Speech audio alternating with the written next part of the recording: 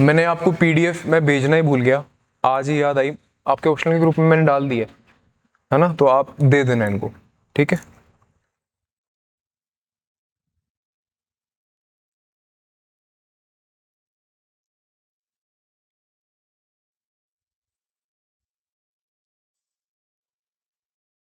अच्छा, law of demand और law of supply किस किस का हो गया, हाथ खड़े करना।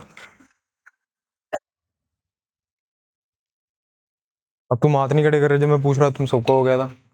किस किस ने डिमांड और सप्लाई पढ़ा है? एक, दो, तीन। डिमांड सप्लाई नहीं पढ़ा तुम लोगों ने? फिर हाथ तक खड़े करो, मैं तो पूछा नहीं भी आंदा नहीं आंदा। किस किस ने डिमांड एंड सप्लाई पढ़ा है? पढ़ा है। एक, दो, तीन, चार। क्या होती है डिमांड? डिमांड का मतलब क्या होता है? बिल्कुल सिंपल सी लैंग्वेज में आपको बताना है मेरे को, कोई वो नहीं मैं पूछ रहा आपसे, बिल्कुल सिंपल लैंग्वेज में डिमांड क्या होता है? जैसे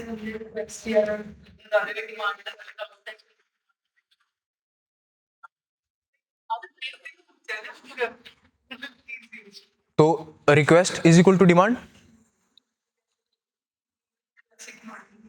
क्या विश डिमांड के इक्वल होती है?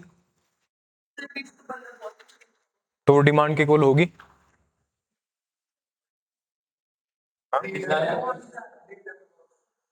Need and wants. तो अच्छा, डिजायर का नाम आपने लिया, मुझे सुना। Desire is equal to demand. So what makes demand different? IPhone 17 pro is my necessity. मेरे पिताजी इतने नीचे चले गए, नेसेसिटी है वो। फिर demand is not necessity, necessity is necessity. What is demand? What makes desire different, और what makes demand different from desire? पैसे। ठीक है, हाँ वो पैसे वाली बात इन्होंने सही बोली, बस पैसे लिख नहीं सकते हम। Willingness to spend. अब आपने बोला ना, demand is ability and willingness of somebody to purchase some good. Ability और विलिंगनेस होनी चाहिए आपकी, यानी कि अगर आप किसी गुड की डिमांड कर रहे हो तो इसका मतलब क्या है? आपकी एबिलिटी है। Ability means you are capable enough. Ability क्या चीज डिफाइन करेगी? इनकम जो है एबिलिटी डिफाइन करेगी आपकी, राइट। इन जनरल अगर हम कोई क्राइटेरिया ले रहे हैं एबिलिटी को डिफाइन करने का, तो डिमांड क्या है? एबिलिटी और विलिंगनेस। विलिंगनेस मतलब आपकी कैपेबिलिटी है और आप विलिंग भी हैं उस चीज को लेने के लिए, राइट। जब दोनों चीजें आपके पास होंगी और तब आप गुड को मांगेंगे, उसे हम डिमांड कहेंगे, राइट। तो डिमांड क्या है? Ability and willingness to purchase a good, ये डिमांड है। So what is quantity demanded? हाँ हाँ।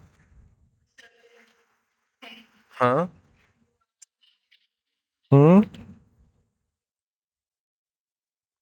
तो क्वांटिटी डिमांडेड क्या है? Number, right. उन्होंने कहा कि क्वांटिटी डिमांडेड है कि आपने, अब क्वांटिटी डिमांडेड बड़ा कंसेप्ट आ गया कि लोगों ने एक इकोनॉमी के अंदर कितने गुड्स को मांगा और क्या उनकी कैपेसिटी थी मांगने की। So quantity demanded is quantity of goods which is referred by people who are able and willing to pay for those goods। एक कंट्री में इस टाइम कितने लोग एबल हैं और विलिंग हैं किसी चीज को परचेज करने के लिए, वो उस कंट्री में उस गुड की क्वांटिटी डिमांडेड बताएगा आपको। ये जरूरी है इकोनॉमी में, बिल्कुल जरूरी है भाई। फॉर एग्जाम्पल लेट्स से कि आपको कोई स्टार्टअप लॉन्च करना है, right. So you have to first know what is quantity demanded of that good, right. आपको भाई आइसक्रीम की फैक्ट्री लगानी है, आपको देखना पड़ेगा ना कि आइसक्रीम की इस टाइम पे एबिलिटी और विलिंगनेस कितनी है लोगों के पास उस गुड को परचेज करने की, then you will start a something, right. सरकार के लिए क्वांटिटी डिमांडेड जरूरी क्यों होती है? बजट और कुछ हाँ चलिए मैं इसे दूसरे तरीके से पूछता हूँ। अगर मान लीजिए क्वांटिटी डिमांडेड किसी कंट्री में कम होगी तो वो इकोनॉमी के बारे में क्या दिखाएगा? इकोनॉमी स्लो है या स्ट्रांग है, मतलब वीक है? वीक है। क्यों? इन्वेस्टमेंट नहीं दिखाएगा वो। हाँ हाँ, लोग जो हैं वो एबल नहीं है और विलिंग नहीं है बाय करने के लिए, राइट? सो अगर क्वांटिटी डिमांडेड कम है तो मतलब कि कंजम्पशन एक्सपेंडिचर ही कम हो रहा है, इन्वेस्टमेंट बाद में आएगी, सप्लाई वाली साइड से आ जाएगा, राइट? इन्वेस्टमेंट प्रोडक्शन साइड से होती है, एक्सपेंडिचर कंज्यूमर साइड से होता है। दो ही लोग होते हैं इकोनॉमी के अंदर, producer, consumer. Consumption expenditure consumer side की तरफ से होगा, इन्वेस्टमेंट कहां से होगी? प्रोड्यूसर साइड की तरफ से होगी। यहां तक समझ में आया? इसमें कोई डाउट है तो पूछिए ऑनलाइन स्टूडेंट्स। चलिए, अगर कोई डाउट नहीं है तो बताइए लॉ ऑफ डिमांड क्या होता है फिर?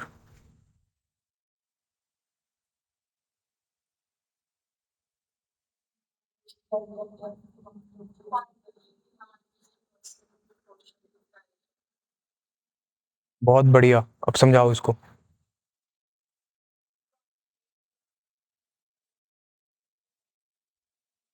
अच्छा, डिमांड अगर बढ़ेगी तो प्राइस घटेगा, अगर डिमांड बढ़ेगी तो प्राइस क्या होगा? मतलब अगर आप ज्यादा से ज्यादा सूटों की डिमांड कर रहे हो तो सूटों के दाम घट जाएंगे। क्यों? अब सूट के मामले में पर्सनल हो गया आप। फिर बात तो वही है ना, क्वांटिटी डिमांडेड अगर बढ़ रही है तो प्राइस घट रहा है। हाँ, तो प्राइस इंक्रीज होगा तो डिमांड क्या होगी? कम होगी, ऐसे बोलते हैं इसको, है ना? बोला आपने सही, लेकिन प्राइस आगे पीछे हो गया, दिक्कत आ गई। लॉ ऑफ डिमांड क्या है? जो उन्होंने बोला सही है। Law of demand inverse relation है प्राइस और डिमांड ऑफ गुड्स के बीच में। देखो, एक गुड की क्वांटिटी डिमांडेड को बहुत सारे फैक्टर इफेक्ट करते हैं। सबसे प्राइमरी फैक्टर है प्राइस। कैसे इफेक्ट करेगा भी? अगर प्राइस बढ़ा तो डिमांड कम हो जाएगी, प्राइस घटा तो डिमांड ज्यादा हो जाएगी। इन जनरल हम ये मानते हैं, राइट? और फैक्टर्स कैसे होते हैं? अफोर्डेबिलिटी एक फैक्टर होता है। अफोर्डेबिलिटी मतलब इनकम, कि अगर अफोर्डेबल है गुड तो उसकी डिमांड क्या होगी? ज्यादा होगी। अगर अफोर्डेबल नहीं है तो क्या होगी?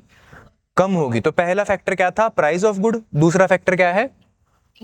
Affordability, right? अफोर्डेबिलिटी। तीसरा, साइज ऑफ द पॉपुलेशन। अगर साइज ऑफ पॉपुलेशन ज्यादा है तो क्वांटिटी डिमांडेड कम होगी या ज्यादा होगी? ज्यादा होगी, राइट? अगर साइज ऑफ पॉपुलेशन कम है तो क्वांटिटी डिमांडेड क्या होगी? कम होगी या ज्यादा होगी?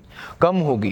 That's why every major western country want to have a agreement, free trade agreement with India. Size of population is huge, थोड़ा थोड़ा भी मांगेंगे तो अपने आप ही ज्यादा हो जाएगा, राइट? तो तीसरा फैक्टर क्या है? Size of the population. चौथा फैक्टर है कल्चरल फैक्टर्स। कल्चरल फैक्टर मतलब किसी समाज में किसी गुड को लेके कोई एक कल्चर, एक ट्रेडिशन, एक नॉर्म हो सकता है, राइट? अब वो डिफाइन करेगा कि उस समाज में उस गुड की कंजम्पशन ज्यादा होगी या कम होगी, राइट? फॉर एग्जाम्पल, रिलीजियस, कई रिलीजन्स में किसी एक जानवर का मीट बैन है, दूसरे रिलीजन में किसी दूसरे जानवर का मीट बैन है।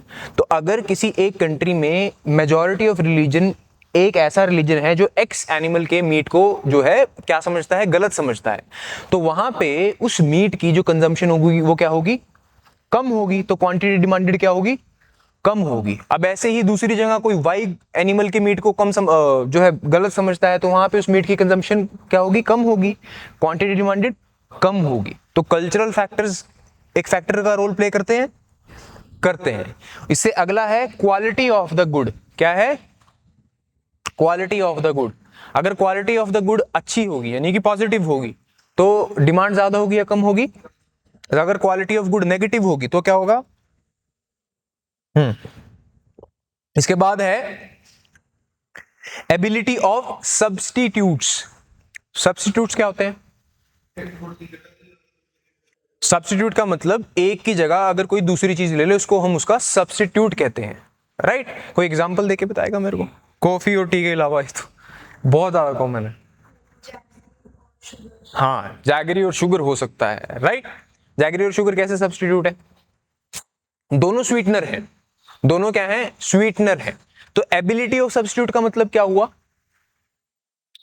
जैगरी कितना एबल है शुगर का सब्स्टिट्यूट बनने में, ये कैसे डिफाइन होगा? शुगर आती है 25 रुपए किलो, जैगरी आती है 100 रुपए के आसपास।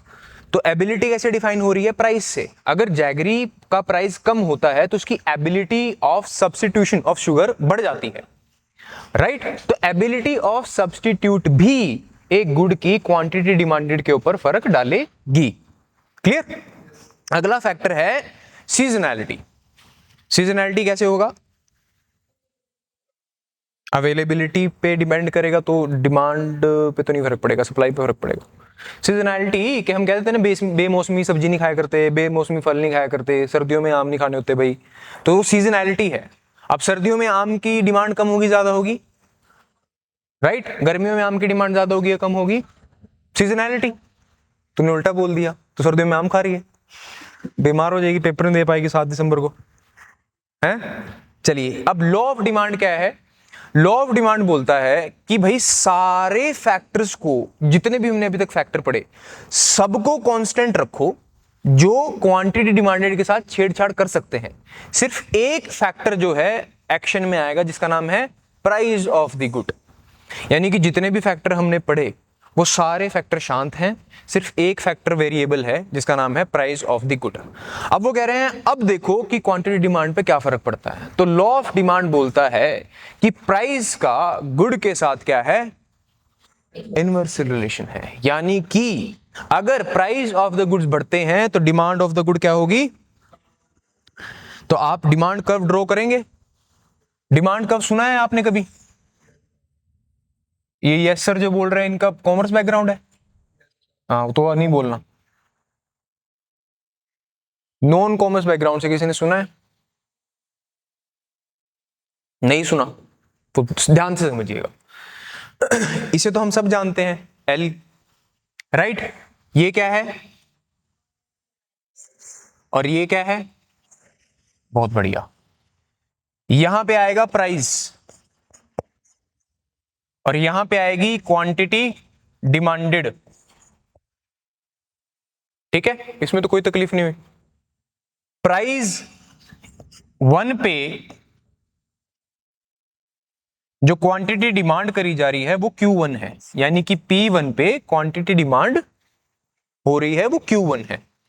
समझ गए यहां तक? इसमें तो कोई डाउट नहीं है। P1 पे क्वांटिटी डिमांडेड जो है वो Q1 है।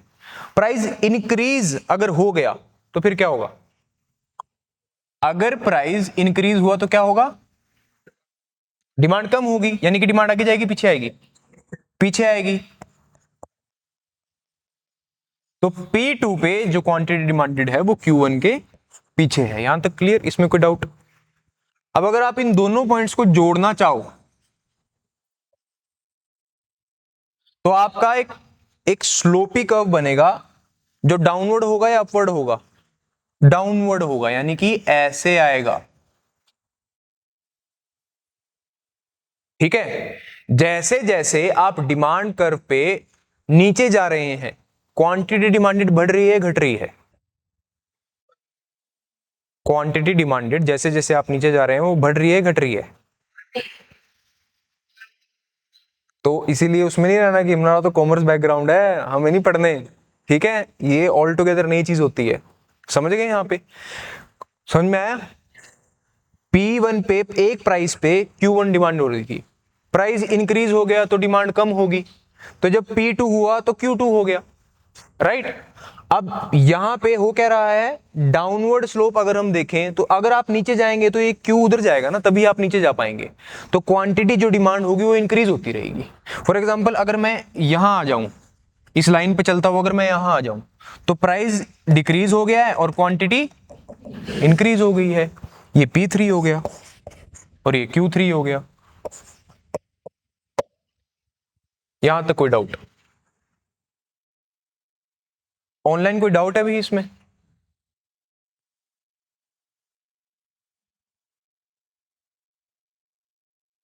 इसे हम बोलते हैं demand curve.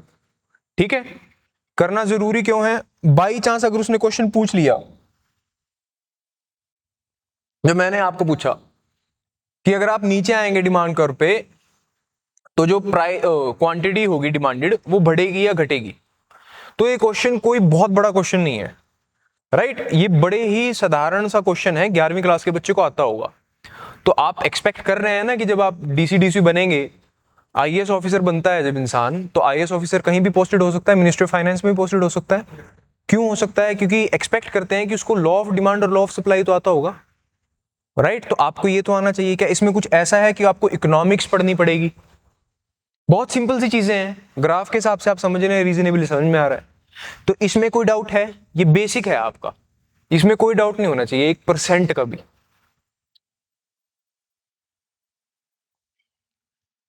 Is this a doubt session और अ क्लास गोइंग ऑन? यही तो सवाल है शिवानी जी, इसी सवाल का जवाब देते थे गांधी जी चल बसे। अब यहां पे आपको एक चीज दिख रही है कि इसी स्लोप के ऊपर नीचे आप घूम रहे हो, है ना। अगर डिमांड ज्यादा हो रही है तो इसी स्लोप पे आप नीचे आ गए, अगर डिमांड कम हो रही है तो इसी स्लोप पे आप ऊपर चले गए, यही दिख रहा है। लेकिन क्या ऐसा होगा कि डिमांड कर्व आगे चला गया? अगर हम लॉ ऑफ डिमांड में माने, देखो सब भूल जाओ, लॉ ऑफ डिमांड ये बोलता है कि अगर, इधर ध्यान दो, सब भूल जाओ, लॉ ऑफ डिमांड ये बोलता है कि अगर प्राइस इंक्रीज होगा तो क्वांटिटी क्या होगी, डिमांड करी जा रही है वो डिक्रीज हो जाएगी। अगर प्राइस डिक्रीज होगा तो क्वांटिटी डिमांडेड इंक्रीज हो जाएगी। ये बोलता है लॉ ऑफ डिमांड। तो यानी कि लॉ ऑफ डिमांड आपको ये कह रहा है कि ये जो लाइन यहां पे खींच रखी है मैंने, ये यहीं रहेगी, राइट। इसी पे होगी जो मूवमेंट होगी, इसी पे होगी जो मूवमेंट होगी। अगर मैं बोलूं प्राइस सेम है और क्वांटिटी डिमांडेड ज्यादा हो गई, तो क्या ये लॉ ऑफ डिमांड के उसमें हुआ?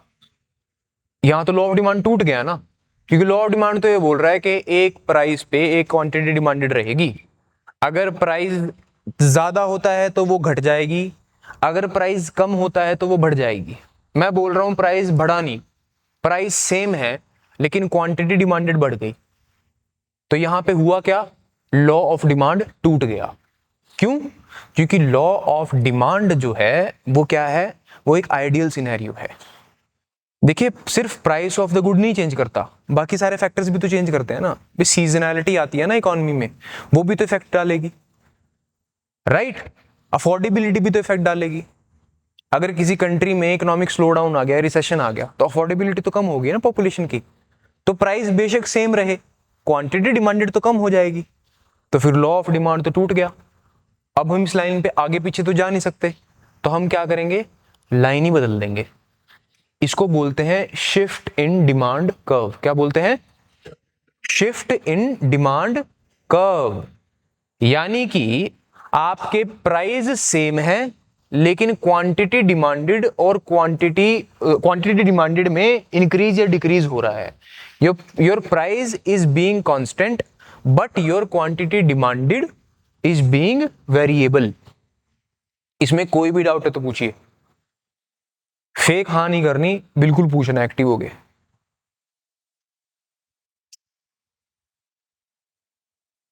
समझ में आया? चलें अब शिफ्ट देख लें कैसे होती है, थोड़ा क्लियर हो जाएगा।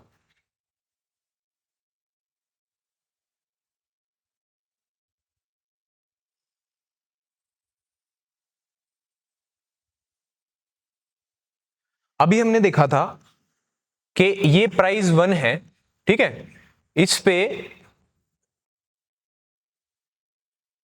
क्वांटिटी इतनी डिमांड करी गई है। अगर प्राइस बढ़ रहा है तो हम देख रहे हैं कि प्राइस बढ़ गया और इस पे क्वांटिटी जो है वो घट गई जितनी डिमांड हो रही थी,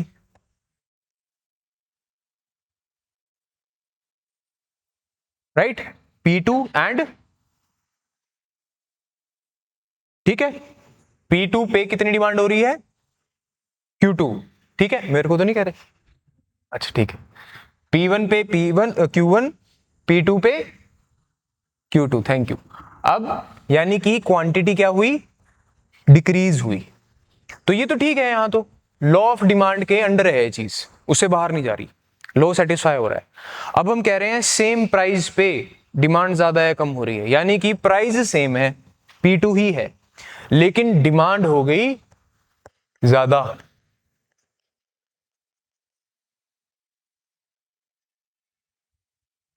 तो अब इसको कैसे जस्टिफाई करें? यहां पे डंडा खींचना पड़ेगा एक। समझ में आया कि प्राइस तो सेम है लेकिन क्वांटिटी डिमांड जो थी वो ज्यादा हो गई। सेम प्राइस पे क्वांटिटी डिमांड ज्यादा होगी। फॉर एग्जांपल, इसके एग्जांपल क्या हो सकते हैं? एग्जांपल लेते हैं इसका, गवर्नमेंट पॉलिसी के एग्जांपल ले लेते हैं। आज से 5 साल पहले सोलर सेल्स बना करते थे, लोग घरों पे लगवाया करते थे, राइट, लगते थे। तो वो लॉ ऑफ डिमांड को फॉलो कर रहे थे कि अगर सोलर सेल की कीमत इतनी है तो उसकी डिमांड इतनी होगी। अगर सोलर सेल की कीमत बढ़ गई, पैनलों की कीमत बढ़ जाएगी तो लोग कम लगवाएंगे, तो उसकी डिमांड घट गई। अब सरकार एक स्कीम ले आई। सरकार क्या करती है? एक स्कीम ले आती है कि भाई अगर आप सोलर पैनल लगवाएंगे घर में तो हम आपको क्या देंगे? सब्सिडी दे देंगे। प्राइस वही रहे, प्राइस वही है गुड़ का, सोलर पैनल उतने का ही आज भी। सरकार अपनी तरफ से क्या कर रही है? आपको पुश कर रही है लेने के लिए।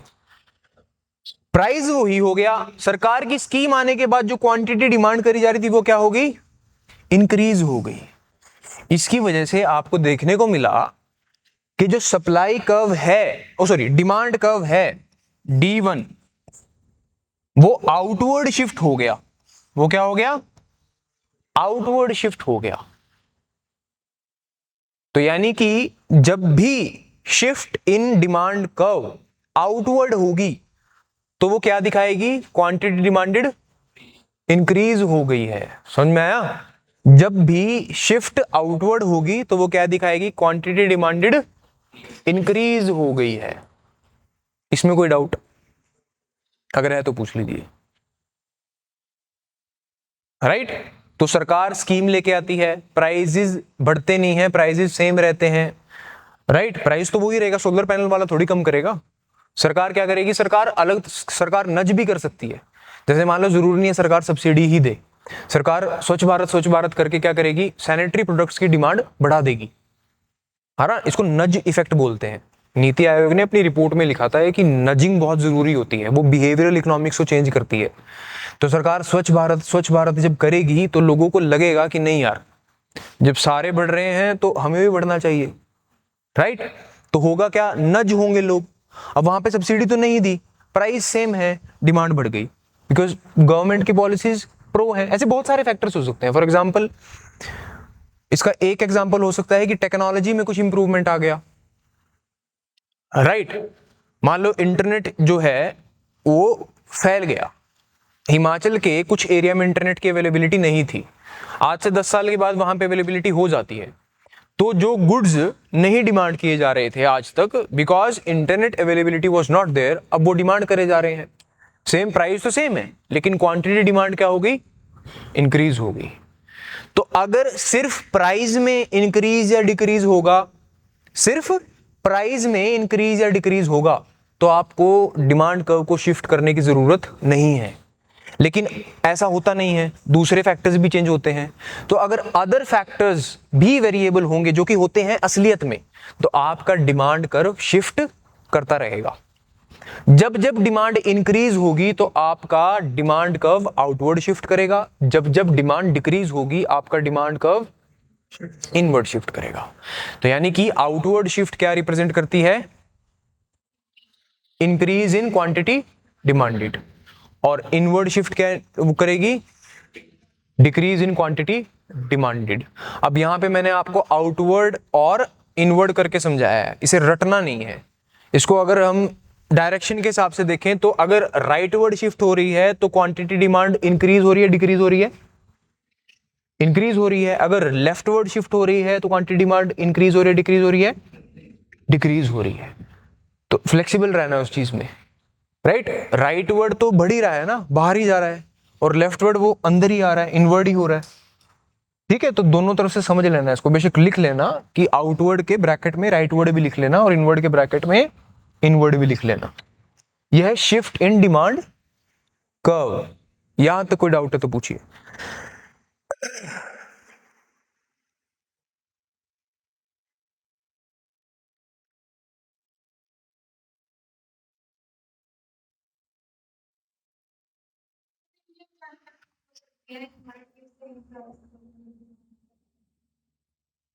सेम प्राइस थे। मान ली गर्मियां हैं, तो गर्मियों में आइसक्रीम की डिमांड, अगर प्राइस गर्मियों हम अभी तो भूल जा कि गर्मी है, अभी तो ये मान अप्रैल का मौसम चल रहा है, ठीक है। अगर प्राइस बढ़ेगा तो आइसक्रीम की डिमांड घट जाएगी, अगर प्राइस घटेगा तो आइसक्रीम की डिमांड सॉरी मैं उल्टा बोल गया, अगर प्राइस घटेगा तो आइसक्रीम की डिमांड बढ़ जाएगी, अगर प्राइस बढ़ेगा तो आइसक्रीम की डिमांड घट जाएगी, राइट। अब ये गर्मियों की बात हो रही है, सर्दियां आ गई, सर्दियां आ गई, प्राइस सेम है, डिमांड में फर्क पड़ेगा? क्या फर्क पड़ेगा? कम हो जाएगी, होगी चेंज, आ गया इनवर्ड, राइट। इसी पॉइंट पे आइसक्रीम की डिमांड इतनी थी, इसी पॉइंट पे आइसक्रीम की डिमांड इतनी थी, सर्दियां आ गई, ये अंदर की तरफ डिमांड कम होगी ना आइसक्रीम की, सब प्राइस सेम रहेगा, तो जब डिमांड कम होगी तो वो यहां आ जाएगा, तो इनवर्ड भी आ सकता है, आउटवर्ड भी आ सकता है, ठीक है, डन। जो फैक्टर्स मैंने आपको बताए आपने लिखे हैं ना, कई बार डायरेक्ट पेपर में आ जाते हैं फैक्टर्स, तो पर्पज यही होता है लिखवाने का, ठीक है। इसके बाद अब सप्लाई की बात कर लेते हैं। सप्लाई क्या होती है?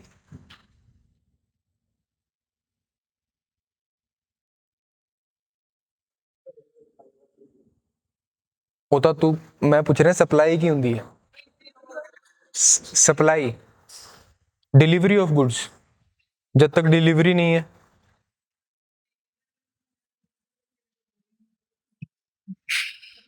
मतलब गुड्स है,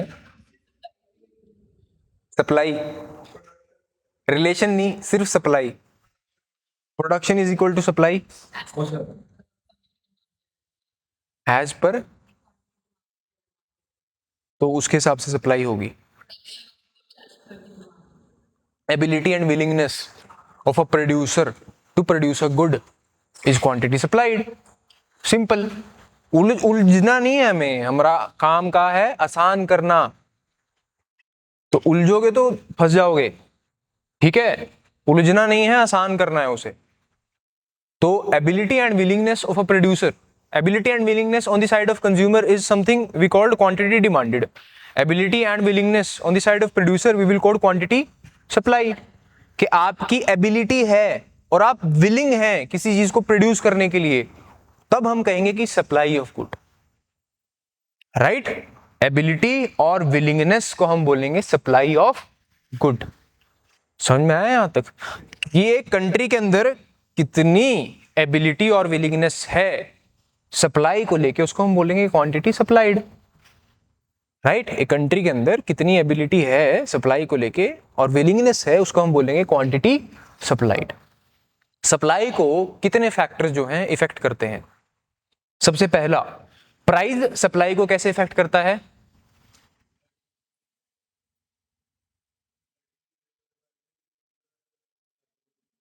ठीक है, तो दोनों के बीच में क्या है? डायरेक्ट रिलेशन है। जैसा उन्होंने कहा कि अगर प्राइस इंक्रीज होगा तो सप्लाई इंक्रीज होगी, क्यों? प्रॉफिट ज्यादा होगा। एक कंज्यूमर क्या चाहता है कि वो अपने गुड़ को 100 रुपए में बेच दे, 80 रुपए में बेच दे, 100 में। तो जैसे ही किसानों को पता लगेगा भी जीरी के भाव जो हैं पहले जो 2200-2100 हुआ करते थे वो 3200 हो गए, तो लोग क्या करेंगे? ज्यादा जीरी को आना शुरू कर देंगे, तो क्वांटिटी सप्लाइड क्या हो जाएगी? बढ़ जाएगी। फिर अगर क्वांटिटी सप्लाइड बढ़ गई फिर क्या होगा? डिमांड डिक्रीज हो जाएगी। कैसे? क्योंकि आपको सप्लाई बढ़ी हुई दिख रही है, डिमांड बेशक उतनी ही हो लेकिन सप्लाई बढ़ गई ना, तो अब आपको कंपैरिजन में क्या लग रहा है कि डिमांड घट चुकी है, फिर प्राइस क्या होगा? नीचे आ जाएगा। इसको पढ़ेंगे हम अभी थोड़ी देर में, पर यहां तक क्लियर है? क्वांटिटी सप्लाइड तक। डिफरेंट फैक्टर्स ऑफ प्रोडक्शन में पहला फैक्टर हमने देखा प्राइस ऑफ द गुड। और कुछ? कैसे? अब पढ़ते हैं इसको, इक्विलिब्रियम देखते हैं, ठीक है, वरना फिर यहाँ दूसरा टॉपिक चल जाएगा। बस थोड़ी थोड़ी देर रुकना है हमें, इक्विलिब्रियम पे जा रहे हैं। तो दूसरा कोई फैक्टर, प्राइस तो देख लिया हमने,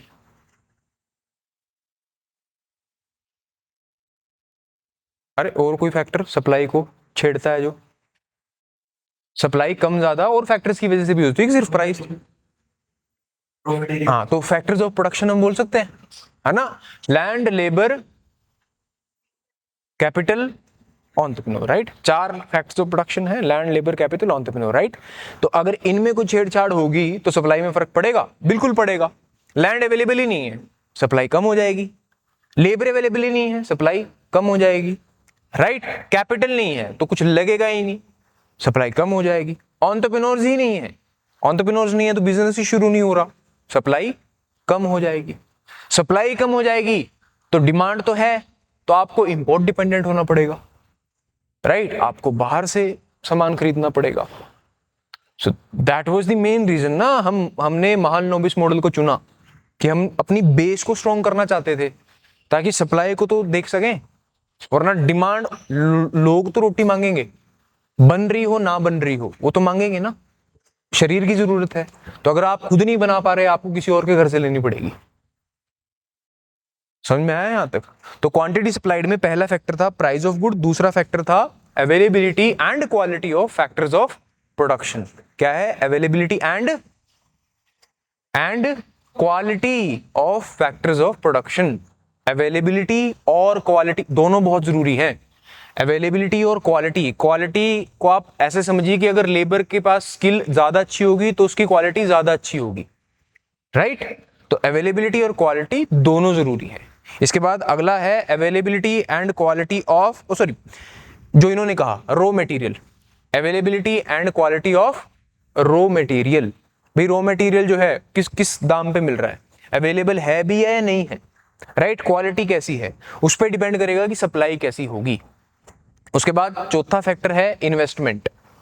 इन्वेस्टमेंट कैसे है?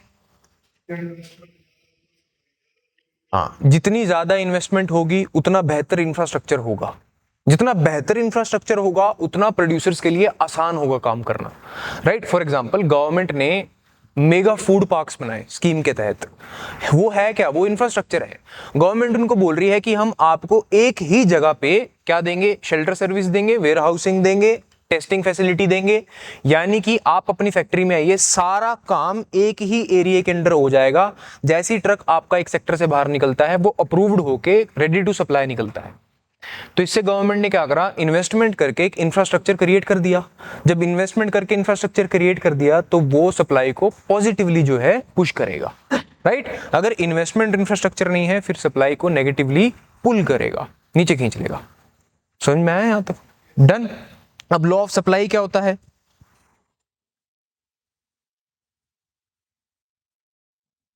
जैसे लॉ ऑफ डिमांड था ऐसे लॉ ऑफ सप्लाई भी होता है। क्या होता है?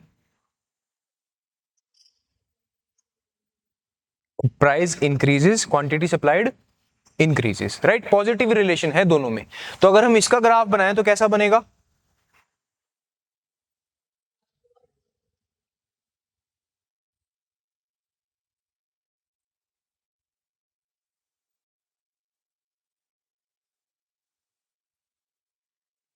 जब मैं यहां पे क्यूएस लिख रहा हूं तो क्वांटिटी सप्लाइड है। P1 पे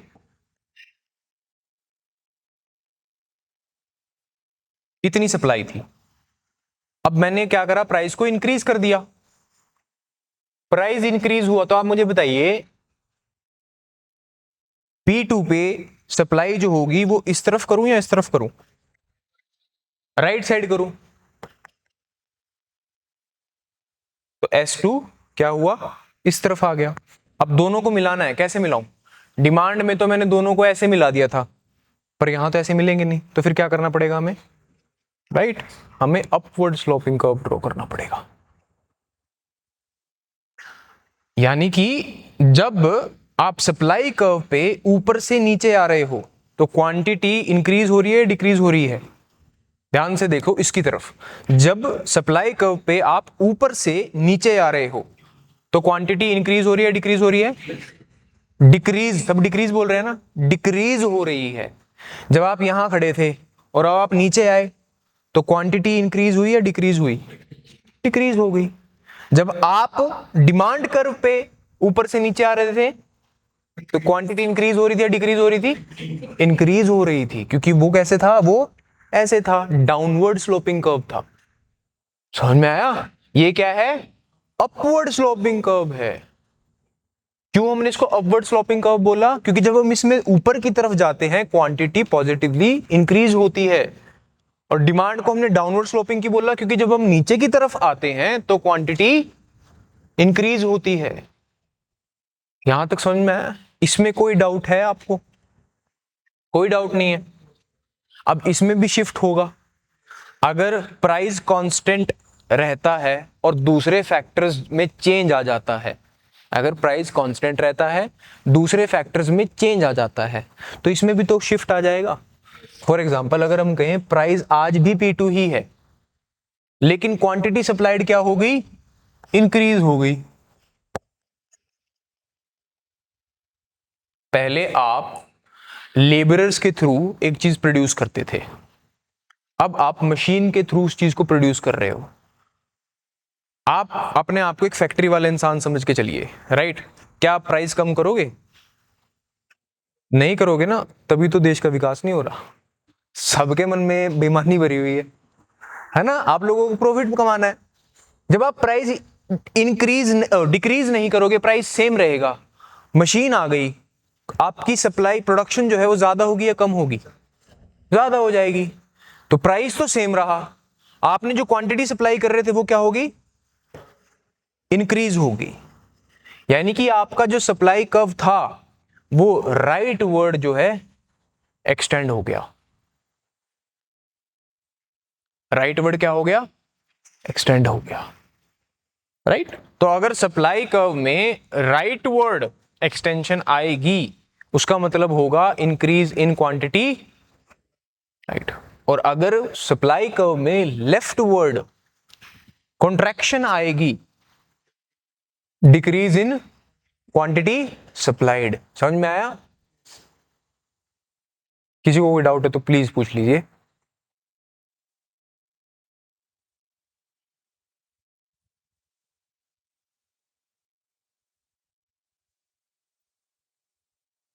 कोई डाउट नहीं है ना इसमें? तो हमें अब क्या क्लियर हो गया है? हमें डिमांड क्या होती है क्लियर हो गया है, फैक्टर्स जो डिमांड को इफेक्ट करते हैं ये क्लियर हो गया है, राइट? हमें लॉ ऑफ डिमांड क्लियर हो गया है, राइट? हमें shifts in demand curve clear हो गया है। लॉ ऑफ डिमांड और शिफ्ट्स इन डिमांड कर्व से हमें क्या चीज क्लियर हुई कि प्राइस और दूसरे फैक्टर्स डिमांड को कैसे इफेक्ट करते हैं, ये चीज हमें क्लियर हुई है। सेम यही चार बातें हमें सप्लाई के कंटेक्स्ट में क्लियर हो गई हैं। डन? तभी तक आपने ये चार चीजें अपनी क्लियर कर ली। अब आगे चले, चलिए।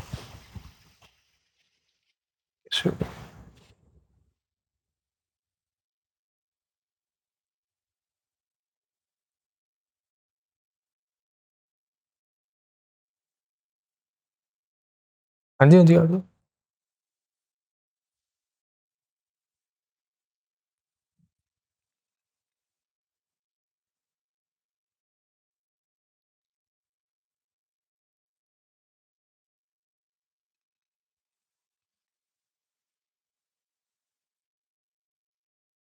जी, अडानी दी बोतल बनाने दी फैक्ट्री है, अडानी दी बोतल बनाने दी फैक्ट्री है। इस बोतल का प्राइस कौन रखेगा? अडानी, राइट? भाई मैं खुशी ने पूछा, भाई अडानी साहब की ये बोतल बनाने की फैक्ट्री है, तो इस बोतल का प्राइस कौन रखेगा? इन्होंने कहा अडानी, राइट? अगर कोई इनसे डिसएग्री करता है तो हाथ उठा ले। मैं, और जो एग्री करता है वो हाथ उठा ले। बाकी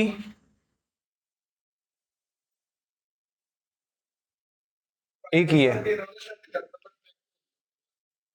मैं आपको ये पूछ रहा हूँ कि मैंने खुशी से पूछा कि अगर एक इंडिविजुअल की ये बोतल बनाने की फैक्ट्री है तो इस बोतल का प्राइस कौन डिसाइड करेगा? उन्होंने कहा वही इंडिविजुअल इसका प्राइस डिसाइड करेगा। तो मैं आप लोगों से ये पूछ रहा हूँ कि आप इनसे एग्री करते हैं तो हाथ उठाएं। ये नहीं, मैंने तो सुना एग्री और डिसएग्री, फिर मैं पूछूंगा। एग्री करते हैं, बाकी नोटा नहीं है यहाँ पे, आपको एक तो चूज करना ही पड़ेगा, एग्री और डिसएग्री। इसमें मैंने कुछ पूछा ही नहीं यार, ना मैं नंबर दे रहा, पार्टिसिपेट करो। हाथ उठाएं जो एग्री करते हैं, जो एग्री करते हैं वो हाथ उठाएं बस। तो फिर हाथ चक, जो डिसएग्री करते हैं वो हाथ उठाएं।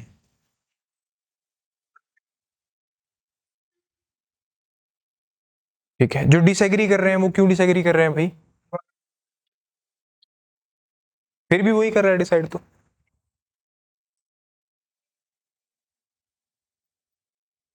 नहीं, डिपेंड तो करेगा, मैं पूछ रहा हूँ प्राइस कौन डिसाइड कर रहा है? प्राइस ऑफ रॉ मटेरियल पे डिपेंड करेगा। ठीक है, और कुछ?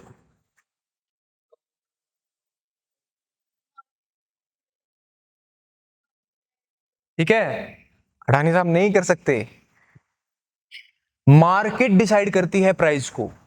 मार्केट क्या करती है? प्राइस को डिसाइड करती है। कल आप लोग कोई चीज बनाते हैं, राइट, फॉर एग्जाम्पल आप लोग कल को आइसक्रीम की फैक्ट्री खोल लेते हैं। ठीक है, अब आपने आइसक्रीम बनाई, अब आइसक्रीम का प्राइस क्या होगा ये आप डिसाइड करेंगे?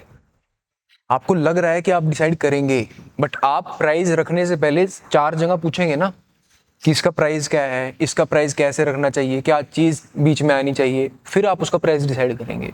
So producers in a market are price takers. वो क्या होते हैं? प्राइस टेकर्स होते हैं। प्राइस देता कौन है?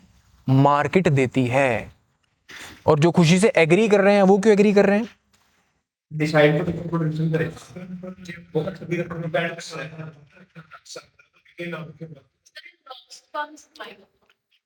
मतलब सर तो हमने आइडिया दे दी क्या है, डिसाइड तो नहीं कर सकता कि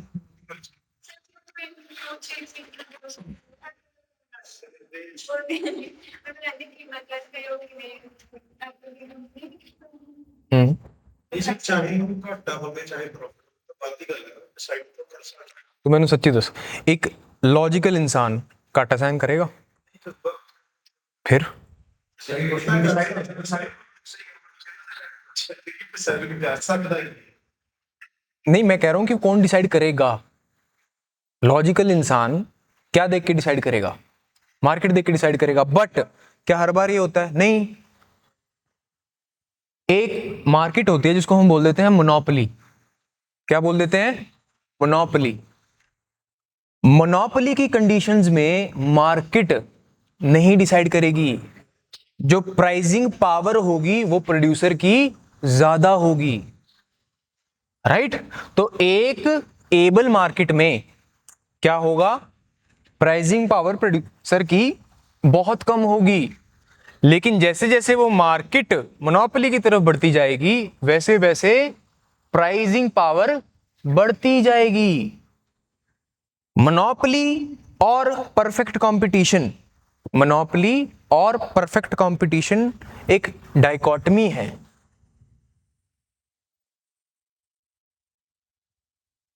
डाइकोटमी का मतलब दो चीजें एक दूसरे के अपोजिट खड़ी हैं। एक चीज से दूसरी चीज की तरफ जाने के लिए आपको एक प्रोसेस क्रॉस करना पड़ता है। यहां पे एक सिचुएशन है जो है परफेक्ट कंपटीशन की। किसकी?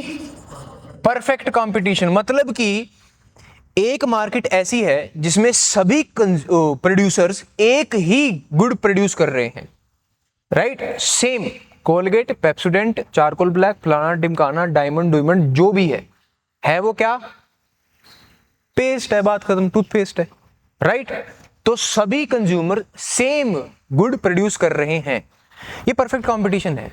इसमें और चीजें भी हैं। एक चीज ये है कि इसमें कभी भी मार्केट में प्रोड्यूसर आ सकता है, कभी भी मार्केट में प्रोड्यूसर जा सकता है। So freedom to exit and freedom of entry, दोनों चीजें हैं इसके अंदर, राइट। लेकिन कैसा होता है?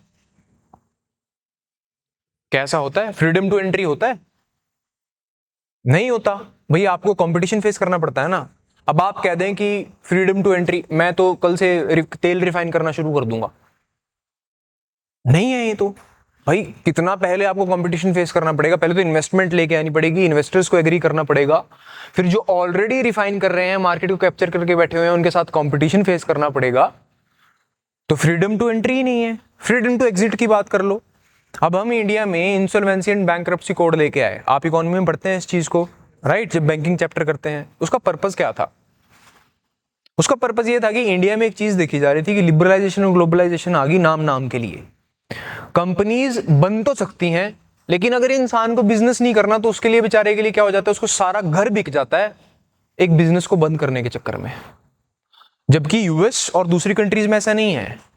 वहां पे अगर आपको बिजनेस नहीं करना, आप इंसॉल्वेंट हो गए, तो रिलेटिवली बहुत इजी है कि आप बाहर आ सकते हैं।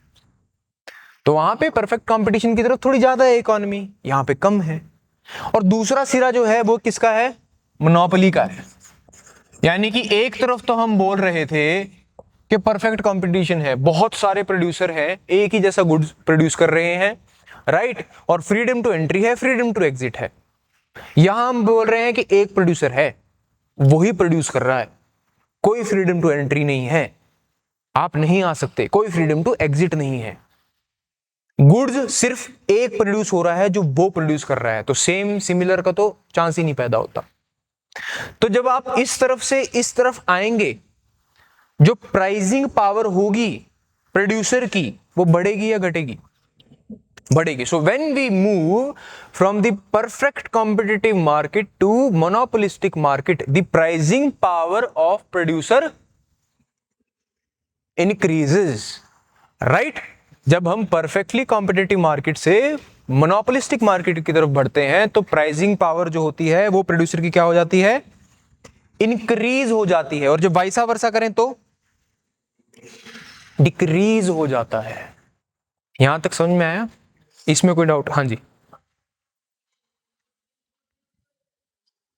क्या हो सकता है? हाँ, कि किसी कंपनी की बहुत ज्यादा है तो वो प्राइस डिसाइड कर सकती है।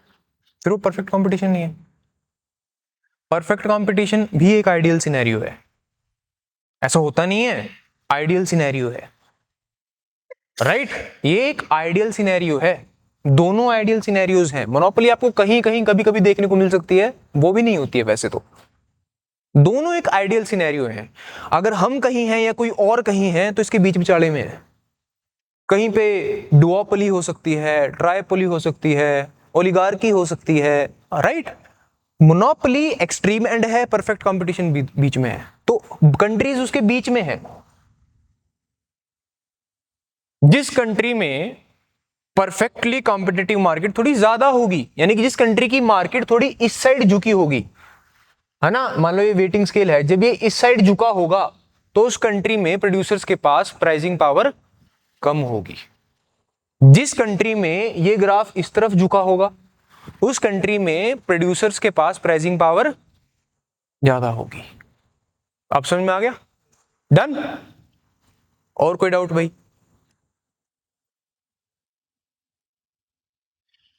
चलिए, अगर ये क्लियर है तो मुझे ये बताइए मार्केट क्या होती है?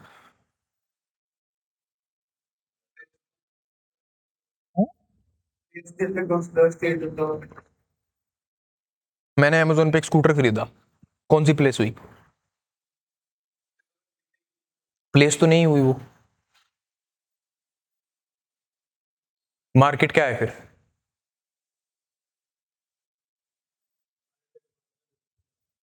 सप्लाई ते डिमांड ਦਾ ਆਪਸ ਚ ਰਿਲੇਸ਼ਨ ਮਾਰਕੀਟ ਕਿਹਦੇ ਨਾਲ? ਤੇ ਤੁਹਾਡਾ ਇੰਟਰਵਿਊ ਹੋਏਗਾ ਨਾ, ਥੋੜਾ ਧਿਆਨ ਰੱਖਣਾ, ਇਹ ਚੀਜ਼ਾਂ है ना मरवा देंगे कई बारी। मार्केट एक ऐसी जगह है जहां पे लोगों की एक्सपेक्टेशंस का एक्सचेंज होता है।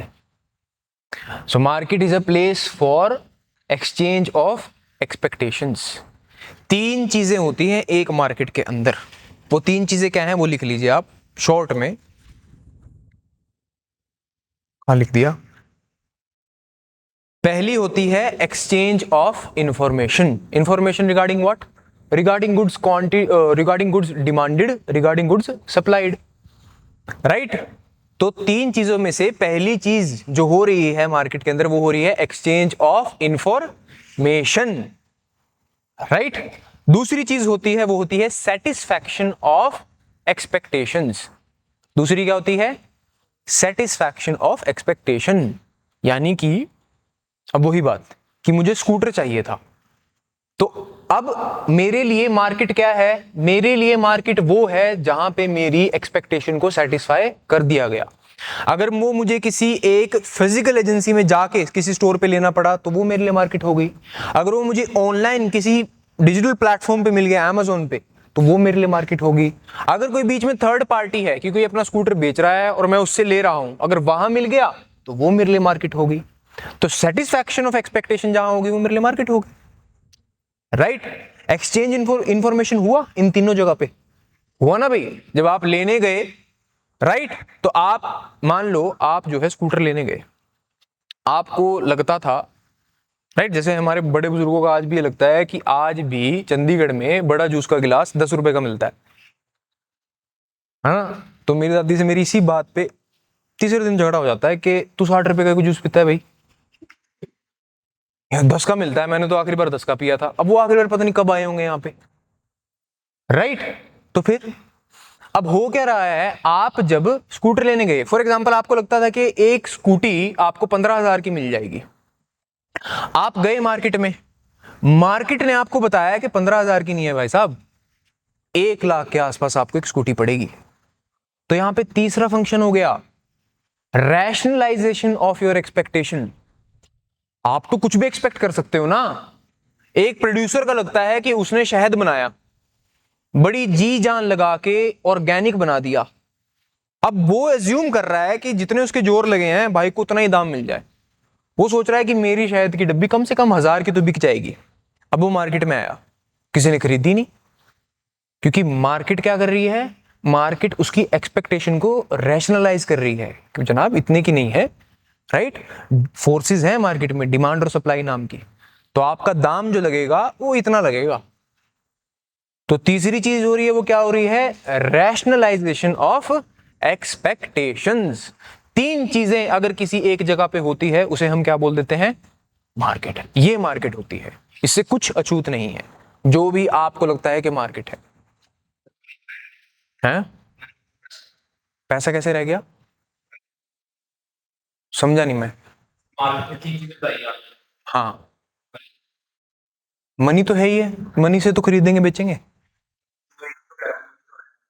अरे मैं बता रहा हूं कि मार्केट पे एक्सचेंज ऑफ इंफॉर्मेशन हो रहा है, सेटिस्फैक्शन ऑफ एक्सपेक्टेशन हो रहा है। सेटिस्फैक्शन में क्या आ रहा है, मनी आ रहा है।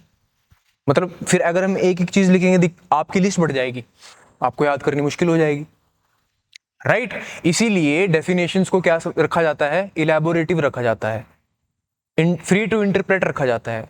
जिस भी ऑथर की या थिंकर की डेफिनेशन सबसे ज्यादा इलैबोरेटिव होगी, फ्री टू इंटरप्रेट होगी, उसकी डेफिनेशन सबसे ज्यादा एक्सपेक्टेड होगी या सबसे ज्यादा एक्सेप्टेबल होगी, क्योंकि उसने मनी लिख के दूसरी चीजों को बाहर नहीं छोड़ दिया।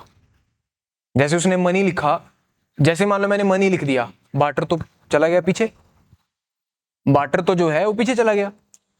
अगर मैं बाटर लेकर करके आया हूं, फिर मैं 10 कपड़े पुराने लेके गया, 2 कपड़े नए ले आया, मनी तो है नहीं। सेटिस्फैक्शन ऑफ एक्सपेक्टेशन है मार्केट में हो गया। तो हम ये चीजें क्यों रिमूव करते हैं, ताकि छोटा ना हो जाए उसका दायरा, इसलिए हमने 3 चीजें लिख दी। जो आपने बोला मनी, तो वो किस में आ गया, सेटिस्फैक्शन ऑफ एक्सपेक्टेशन, क्योंकि किसी भी इकोनॉमिक सिस्टम के अंदर अलग अलग तरीके हो सकते हैं अपनी एक्सपेक्टेशन को सेटिस्फाई करने के लिए। आज की अगर हम बात कर रहे हैं तो मनी है। आज से 100 साल के बाद क्या आपको पूरा यकीन है कि आज जो नोट चल रहे हैं वही चलेंगे? मे भी मनी का कंसेप्ट ही बदल जाए, मनी भी तो बहुत सारी चीजों को रिप्लेस करके आ गई है ना। तो आप आज के 100 साल बाद क्या पता है मनी का कंसेप्ट बदल जाए, लेकिन आज के 100 साल बाद भी सेटिस्फैक्शन ऑफ एक्सपेक्टेशन तो होगा ही। डन? तो 3 चीजें, पहली एक्सचेंज ऑफ इंफॉर्मेशन, दूसरी सेटिस्फैक्शन ऑफ एक्सपेक्टेशन, तीसरी रेशनलाइजेशन ऑफ एक्सपेक्टेशन। ये 3 चीजें मार्केट में हो रही हैं। अब इन तीजों का खेल देखते हैं।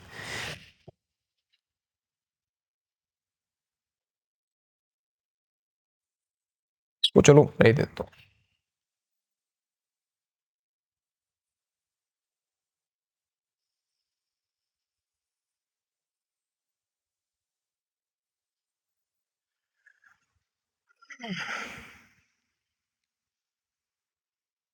मान लो एक प्राइस है, ठीक है, P1, एज्यूम कर लिया कि एक प्राइस है एक गुड का P1, हम एक गुड के बारे में पढ़ रहे हैं, वो कुछ भी हो सकता है, जिसका मन जो कर रहा है मानने का वो मान लिया, जूता चप्पल जोड़ी सूट आइसक्रीम पाव भाजी जो मन है वो मान लो, राइट। उस गुड का कोई प्राइस होगा। अब उस गुड के प्राइस पे दो चीजें हो रही हैं मार्केट के अंदर। क्या हो रही हैं? दो चीजें हो रही हैं मार्केट के अंदर। क्या क्या हो रही हैं दो चीजें? सप्लाई और डिमांड। तो सप्लाई का कर्व कैसा था? अपवर्ड। और डिमांड का? बिल्कुल बढ़िया। यानी कि इसका ऐसा होगा और इसका कैसा होगा? ऐसा। तो कांटा लग गया बीच में। अब इस प्राइस पे यहां एक बिंदु है, ये सप्लाई हो गया, कौन डिमांड होगी? सप्लाई होगी क्योंकि अपवर्ड स्लोप पे है, राइट। इसको हम नाम देते हैं S1।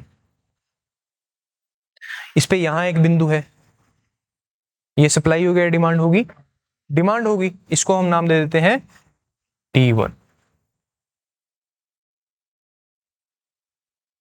यहां तक तो कोई डाउट नहीं है हमें। प्राइस इंक्रीज हो गया। प्राइस क्या हो गया? इंक्रीज हो गया। अब ये क्या है? डिमांड है, यानी कि D2। क्योंकि डिमांड अगर प्राइस इंक्रीज होगा, डिमांड क्या होगी? डिक्रीज होगी। हो रही है ना डिक्रीज यहां पे, है ना। सप्लाई अगर प्राइस इंक्रीज होगा तो क्या होगी? इंक्रीज होगी। तो ये क्या है? S2। यहां तो कोई दिक्कत है तो बताओ। मतलब इसको पॉइंट्स को यहां पे मैंने प्लेस करा, इसमें अगर आपको कोई दिक्कत है ये तो बताइए।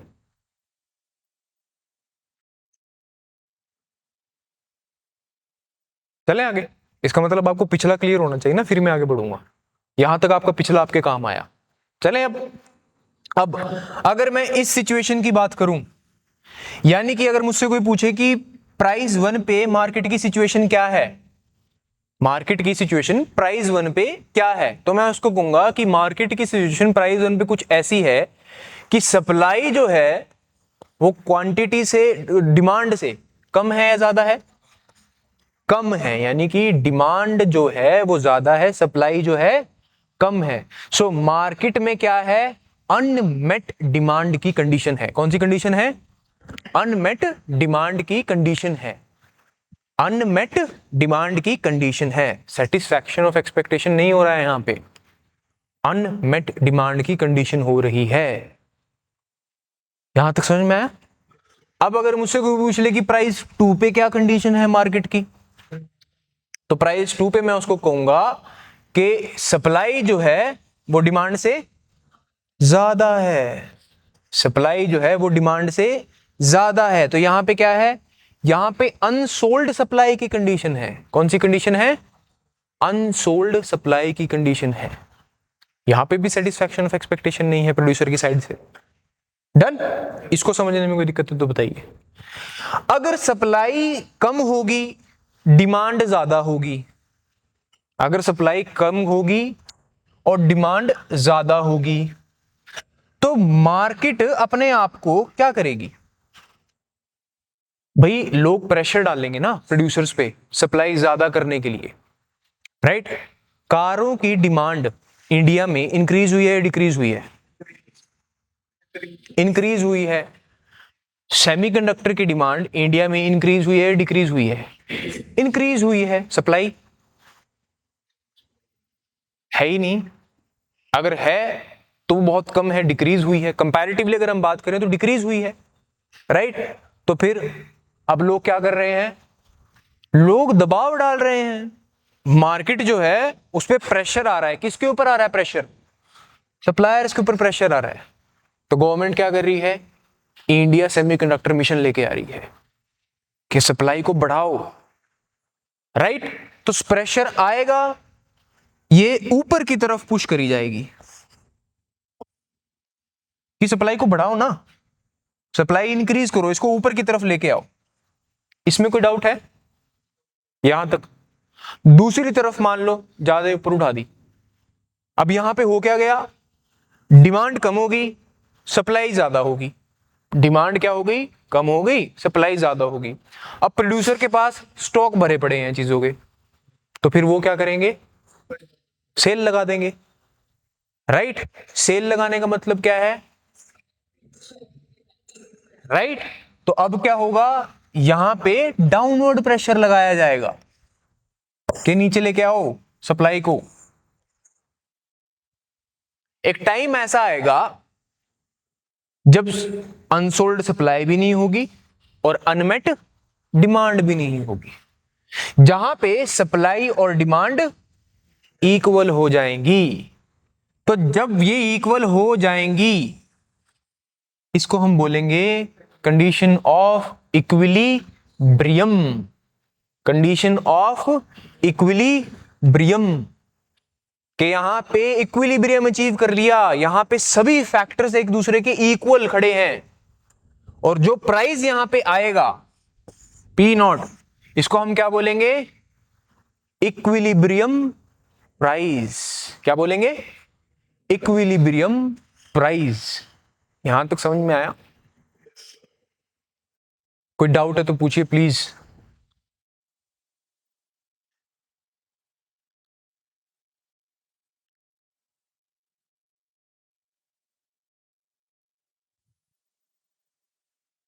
ऑनलाइन स्टूडेंट्स, समझ में आया आपको ये equilibrium price?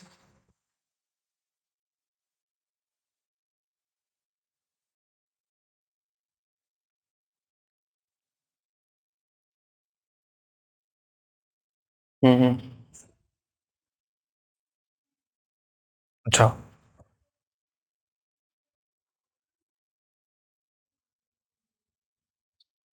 Outcomes that may arise in a free market economy. हाँ जी, governed by price mechanism. explanation efficient allocation of resources, emergence of monopoly power, ignoring of external costs like pollution, overproduction of public goods like roads and homes. आखिरी क्या था? Over? हाँ, तो क्या बताना है इसमें?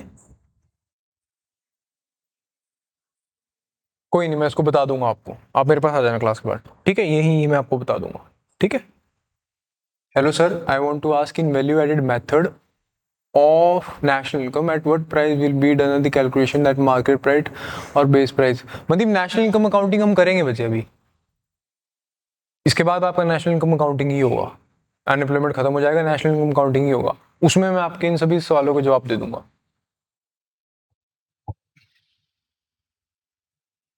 ओके सर, डाउनवर्ड प्रेशर समझा दो फिर से। देखिए जशन जी, हो क्या रहा है कि अगर सप्लाई ज्यादा हो रही है और डिमांड कम हो रही है, तो अब लोगों ने सामान ज्यादा बना लिया, बिक नहीं रहा, तो अब उनके पास क्या होगी? एक अनसोल्ड सप्लाई क्रिएट हो गई है।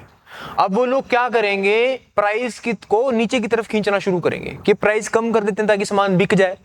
अगर प्राइस कम कर देते हैं और सामान बिक रहा है, तो फिर क्या होगा? जो अनसोल्ड सप्लाई है वो एड्रेस हो जाएगी।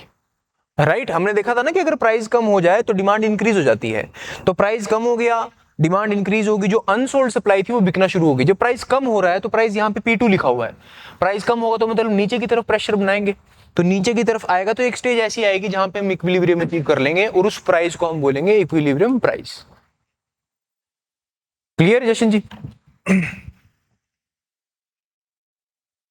अच्छा, एक और बात ध्यान रखना, इसको हम बोलते हैं सिचुएशन ऑफ मार्केट क्लियरेंस। क्या बोलते हैं? सिचुएशन ऑफ मार्केट क्लियरेंस, क्योंकि यहां पे अनमेट डिमांड भी नहीं बची और अनसोल्ड सप्लाई भी नहीं बची। ठीक है? नहीं, ये भी वो है कि हम अज्यूम करते, देखो जब हमने ये पढ़ा ना, तो मार्केट, हर गुड़ की अपनी मार्केट होती है। मतलब शर्ट की मार्केट अलग होगी, राइट? रिस्ट वॉच की मार्केट अलग होगी, गोल्ड की मार्केट अलग होगी। तो हो सकता है कि किन्हीं गुड्स की कंडीशन में ये मार्केट एग्जिस्ट करती हो, राइट? ओवरऑल इकोनॉमी पे हम इंपोज नहीं करते कभी मार्केट को, मार्केट गुड स्पेसिफिक होती है। पर जो आप बोल रहे हैं वो सही है कि हम ऐसा मानते हैं कि ये जो है परफेक्ट जो सिचुएशन है ये एग्जिस्ट नहीं करती है, सच ये आइडियल सिनेरियो होता है। लेकिन हम आइडियल रखते हैं तभी हम उसकी तरफ बढ़ेंगे, तो हम क्या करते हैं? मार्केट पे फोर्स डालते हैं कि हमें उसकी तरफ जाना है, राइट? तो धक्का मुक्की चलती रहती है। डन? यहां तक क्लियर है?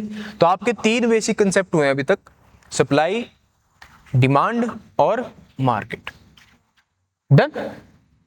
एक आपका, ओ ये आपका हो गया। अब इसके बाद भाई आप लोगों की जो यूपीएससी वाले हैं, अनएम्प्लॉयमेंट हो गया आपका टॉपिक, स्टार्ट हुआ है अभी, क्या कर लिया उसमें? टाइप्स एंड, बहुत बढ़िया। तो फिर मुझे अब ये नहीं समझ में आ रहा कि मैं आपको आगे पढ़ाऊं ना। टाइप्स कर लिया आपने? What do you mean by classic और वेज रेट अनएम्प्लॉयमेंट?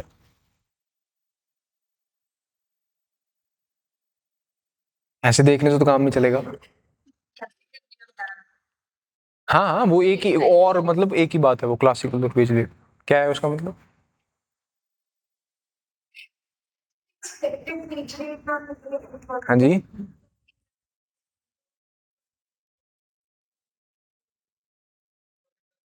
ये आपने पढ़ा है?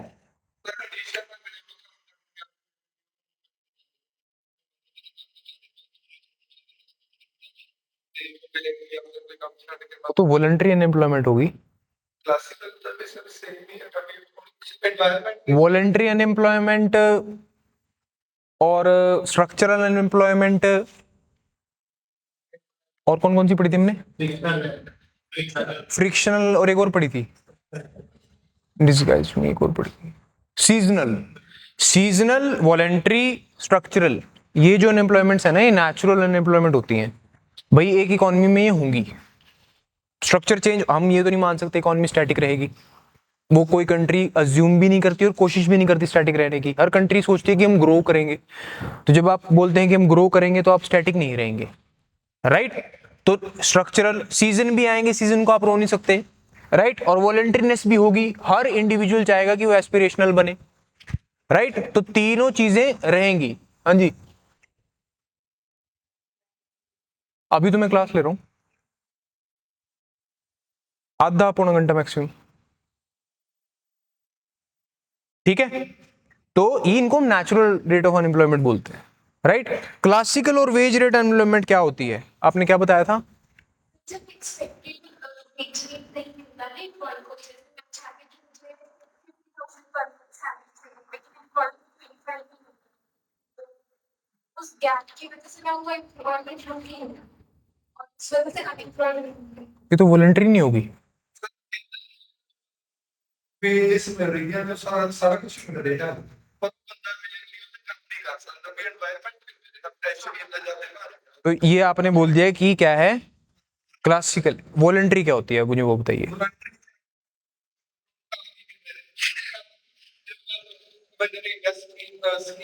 हाँ जी,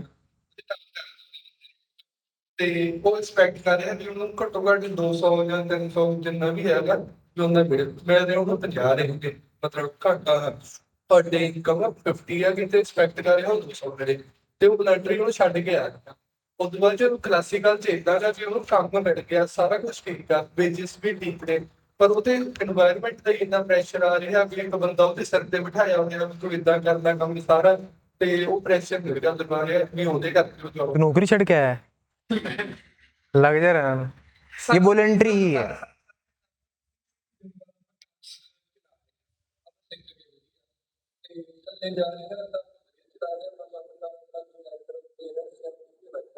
ਤੇ ਆਪਣੇ ਤੇ ਇਕਨੋਮਿਕਲ ਫ੍ਰੈਕਚਰ ਬਣ ਗਿਆ, ਤੇ ਇੱਕ ਤਰ੍ਹਾਂ ਦੀ ਕਲਾਸਿਕਲ एग्जांपल ਇਹ ਦੱਸਿਆ ਸੀ ਮੈਂ।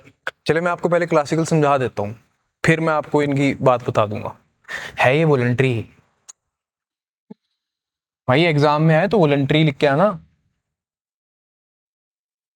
जब इंसान की मर्जी है ना तो वॉलंटरी है। वॉलंटरी का मतलब ये होता है ना, वॉलंटरी वर्ड का मतलब क्या होता है, जब आपकी मर्जी हो। तो अब मर्जी है मतलब कि मेरी मर्जी है, मैं नौकरी छोड़ी है, चाहे मैंने किसी को मेरे सर पे बैठा तो उससे छोड़ी हो, चाहे मुझे लग रहा था कि वो डिग्निटी नहीं दे रहा मुझे, चाहे मुझे लग रहा था कि मेरे प्राइस मुझे कम लग रहा है, वो क्या है, वॉलंटरी अनएम्प्लॉयमेंट है, राइट? वो क्या है, वॉलंटरी अनएम्प्लॉयमेंट है। आपका काम आसान कर रहा हूं मैं, वरना आप उलझ जाओगे दोनों में कि अगर मान लो दोनों ही ऑप्शन आ गए, वॉलंटरी और वेज रेट, उलझ गए ना हम। उलझना नहीं है हमें, हमारा काम उलझना नहीं है, यहाँ पे आसान करना है, ठीक है? तो वॉलंटरी अनएम्प्लॉयमेंट ये होती है, वो तो क्लियर है हमें। अब क्लासिकल या फिर वेज रेट अनएम्प्लॉयमेंट क्या होती है? अभी तक आपने जो डिमांड और सप्लाई पढ़ा ना, वो यहाँ आपके काम आएगा। इसीलिए मैंने इकोनॉमी के डाउट सेशन वालों को बोल रहा हूँ कि जो आपके अनएम्प्लॉयमेंट बीच में छोड़ा था, उसका पर्पज यही था कि क्लासिकल और वेज रेट अनएम्प्लॉयमेंट को समझाने के लिए मुझे आपको सप्लाई और डिमांड समझाना पड़ता पहले, राइट। अब वो समझ लिया तो ये समझ में आ जाएगा। अब वेज रेट एम्प्लॉयमेंट क्या होती है,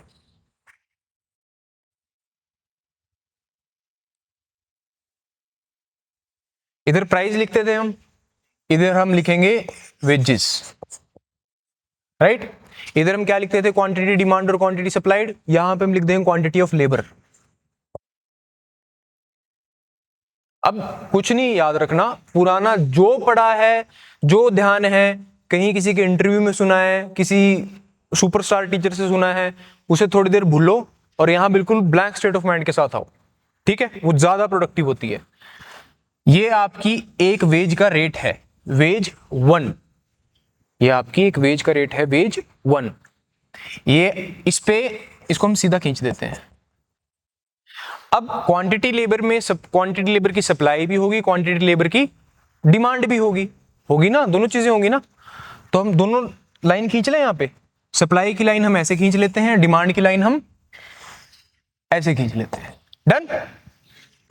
जो क्वांटिटी डिमांडेड है वो हम यहां शो करेंगे और क्वांटिटी सप्लाइड ऑफ लेबर है वो यहां शो करेंगे, है ना। यहां तक कोई दिक्कत तो नहीं है, मैं राइट। तो एक वेज के यानी कि एक दिहाड़ी पे, अब 200 रुपए दिहाड़ी दे रहे हैं आप किसी को, 200 रुपए दिहाड़ी पे आप ये देखिए कि कितनी लेबर विलिंग है काम करने के लिए, राइट, और कितनी लेबर काम की डिमांड कर रही है, वो चीज हमें देखनी है। तो 200 रुपए दिहाड़ी पे आपको क्या दिख रहा है, सप्लाई ज्यादा है या डिमांड ज्यादा है, डिमांड ज्यादा है, सप्लाई ज्यादा है, डिमांड ज्यादा है, ठीक है। यहां पे आपकी आ जाएगी क्या, ठीक है। तो ये आपका क्या है, डीएल है। अब अगर मैं वेज बढ़ा दूं, ये मैंने क्या कर दिया, वेज बढ़ा दिया, ठीक है। अब क्या हो रहा है, 200 रुपए दिहाड़ी से 400 हो गई, 200 रुपए दिहाड़ी से 400 हो गई है। अब होगा क्या, अब सप्लाई बढ़ेगी या कम होगी, पहले सप्लाई कम थी मतलब मजदूर काम नहीं करना चाह रहे थे, राइट। डिमांड आपको दिख रही है, आप सप्लाई इग्नोर करके पिछले उसमें, सप्लाई कम थी, मजदूर काम नहीं करना चाहते थे।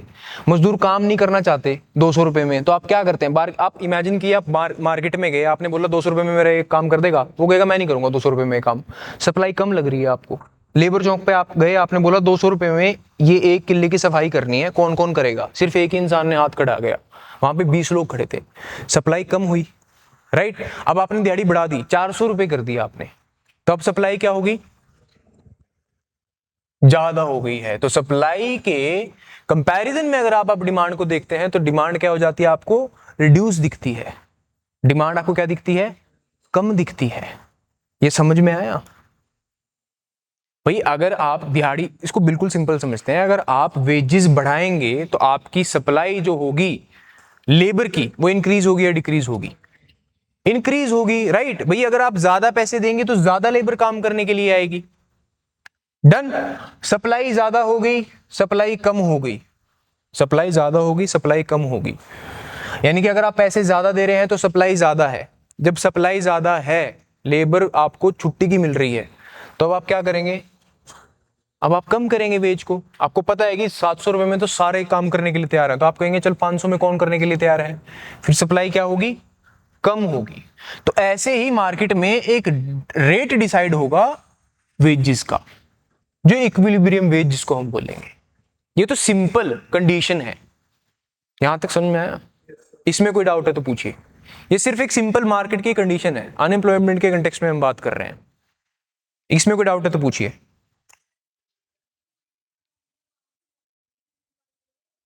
कहीं नहीं जाना, कहीं नहीं जाना, अभी सिर्फ यहां रहिए, बाद में चलेंगे कहीं पे, अभी सिर्फ यहां रहना है। डिमांड मत जाइए, आप सप्लाई तक जाइए, वो डन है, क्लियर है। वेज 1 वेज 2 पढ़ाने को मैं डिमांड भी बता सकता हूं, पर किसी काम की नहीं है आपके लिए, ठीक है। तो वेज 1 वेज 2 इसको लिखना है आप लोगों को, यूपीएससी वालों के लिए बोल रहा हूं मैं, नहीं लिखना बढ़े आगे, चलिए पता लग जाएगा तुम्हें। अब हो क्या रहा है, वेजेस ज्यादा है, वेजेस ज्यादा में सप्लाई ज्यादा है, सप्लाई ज्यादा है, डिमांड कम है। अब देख लो डिमांड का, डिमांड कौन करता है? लेबर की डिमांड कौन करता है? आप वहीं अटके हुए हो सप्लाई डिमांड पे। मैं बोल रहा हूं ये वेज रेट अनएम्प्लॉयमेंट पढ़ रहे हैं हम, तो यहां पे डिमांड कौन कर रहा है? प्रोड्यूसर कर रहा है। सप्लाई कौन कर रहा है? लेबर कर रही है। अब समझ में आएगा। तो अगर वेज कम है, राइट, अगर वेज कम है, अगर 200 रुपए वेज है, तो प्रोड्यूसर डिमांड ज्यादा करेगा ना लेबर की, तो डिमांड ज्यादा होगी। अगर वेज ज्यादा हो जाएगी तो प्रोड्यूसर क्या कहेगा? मुझे नहीं चाहिए 300 रुपए में, मेरा वारा ही नहीं खाता भाई। तो डिमांड क्या होगी? लेबर की कम हो जाएगी। यहां पे इमेजिन कीजिए कि डिमांड लेबर की हो रही है, तो प्रोड्यूसर डिमांड कर रहा है। समझ में आया? जब वेज रेट 2 पे पहुंचा हुआ है, यानी कि WT जो है, जब सिचुएशन ये है WT वाली, इस पे हो क्या रहा है कि भाई साहब जो हैं वो ज्यादा वेज दे रहे हैं, मार्केट में जो वेज रेट है वो बहुत ज्यादा है, तो वो कह रहे हैं कि मैं इतनी वेज रेट पे नहीं रख सकता, तो डिमांड कम हो रही है, सप्लाई ज्यादा होगी लेबर की, लोग काम करने के लिए तैयार हैं। इस कंडीशन में एक अनएम्प्लॉयमेंट क्रिएट हो रही है नहीं हो रही है ना? वेज रेट अनएम्प्लॉयमेंट क्या है? Veg rate unemployment. जब वेज 1 थी, यानी कि मार्केट के अंदर एक वेज थी, इसके ना ग्राफ के ऊपर मार्केट लिख लेना, मार्केट ऑफ लेबर लिख लेना, आसान हो जाएगा। ये ग्राफ जो है मार्केट ऑफ लेबर का है। जब मार्केट में 100 रुपए वेज रेट चल रहा था, तो 100 रुपए में बहुत ज्यादा डिमांड कर रहे थे प्रोड्यूसर लेबर की, लेकिन लेबर की सप्लाई बहुत कम थी, बहुत कम लोग थे जो काम करने के लिए तैयार थे। अब बढ़ानी पड़ी उनको, राइट। जब उन्होंने दिहाड़ी बढ़ा दी, तो अब कम लोग डिमांड कर रहे हैं उस पर कि 400 रुपए में हमारा काम नहीं चलेगा, हमारी कॉस्ट ऑफ प्रोडक्शन बहुत ज्यादा बढ़ जाएगी। लेकिन लेबर काम करने के लिए तैयार है ज्यादा पैसे में, हर लेबर चाहती है कि उसको ज्यादा पैसे मिले, ज्यादा वेजेस मिले, हर कोई चाहता है, राइट। तो अब हो क्या रहा है, इस टाइम पे सप्लाई लेबर की ज्यादा होगी, डिमांड लेबर की कम होगी। तो जब सप्लाई ज्यादा होगी, डिमांड कम होगी, डिमांड जितनी होगी उतनी लेबर एम्प्लॉयड रहेगी, जो बाकी है वो अनएम्प्लॉयड रहेगी। तो ये क्या हो गया? समझ में आया यहां तक? इसमें कोई डाउट है तो पूछिए प्लीज।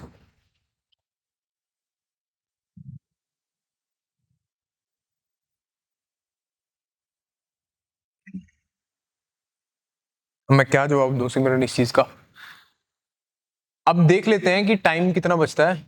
अगर टाइम नहीं बचा तो आप फिक्र मत कीजिए, आप तक मैं पहुंचा दूंगा, ठीक है, वेज रिटर्न एम्प्लॉयमेंट वाला। क्लियर है यहां तक? इसमें कोई डाउट तो नहीं है हमें? वेजेस के कुछ प्रकार होते हैं, आपको पता है?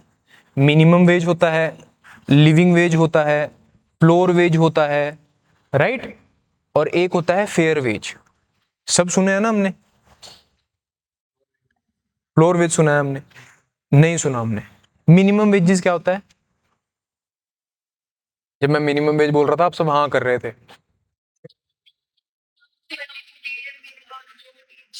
मिनिमम वेज होती है जो वेजेस गवर्नमेंट ने बाय लॉ डिफाइन करी हो, जो गवर्नमेंट ने बाय लॉ डिफाइन करी है वो मिनिमम वेजेस है। अब बात कुछ ऐसी है कि इंडिया में लेबर जो है वो कहाँ है? स्टेट लिस्ट में है, यूनियन लिस्ट में है, कॉन्करेंट लिस्ट में? हाँ, हाथ उठाना जिसको पता हो, जिसको पता हो वो हाथ उठाना। Sure shot. क्या हो गया? डिस्कशन नहीं। लेबर जो है वो कहाँ है? मैंने क्या कहा है? हाथ उठाना। और पक्का श्योर हो तब हाथ उठाना।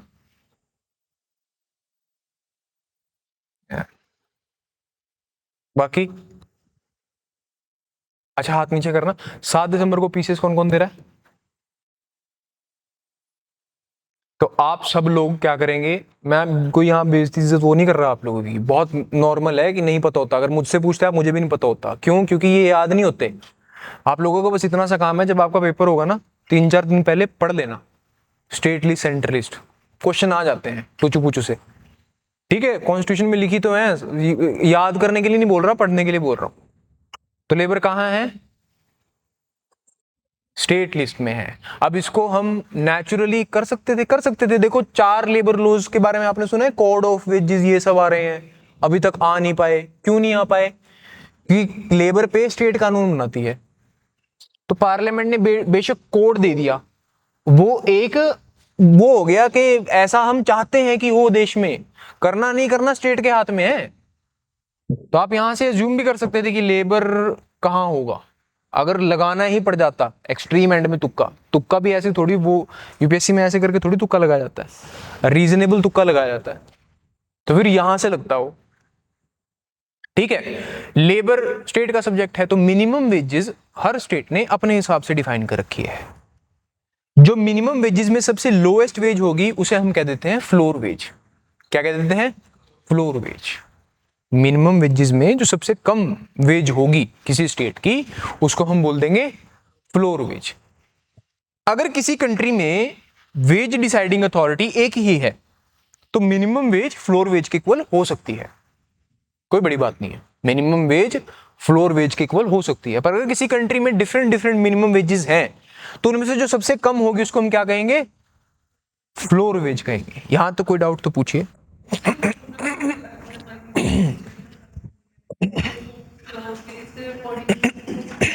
है समझा नहीं मैं।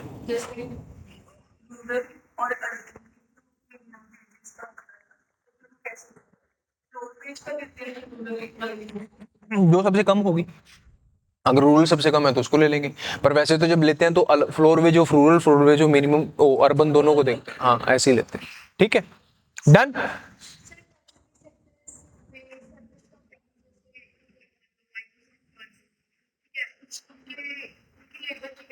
डिसाइड करता है अगर स्टेट में है, पे कंपनी हरियाणा में है, पंजाब में है, वर्सेस कोई कंपनी बॉम्बे या बैंगलोर में। जहाँ पे उस कंपनी का वो है हेडक्वार्टर है, प्रोविजनल हेडक्वार्टर है, मतलब मान लो एप्पल का हेडक्वार्टर कैलिफोर्निया में है, लेकिन यहाँ पे प्रोविजनली वो बेंगलुरु से काम कर रही है, तो वहां से डिसाइड होगा। हाँ, उसी जिस ज्यूरिसडिक्शन में कंपनी फॉल करेगी वो स्टेट डिसाइड करेगी, राइट। अब कर्नाटका अगर लॉ बदलती है तो ओला उबर क्यों कांपते हैं? क्योंकि भाई वहां पे है ना उनके प्रोविजनल हेडक्वार्टर्स, समझे? तो इसीलिए, ठीक है। चलें आगे। लिविंग वेज क्या होती है?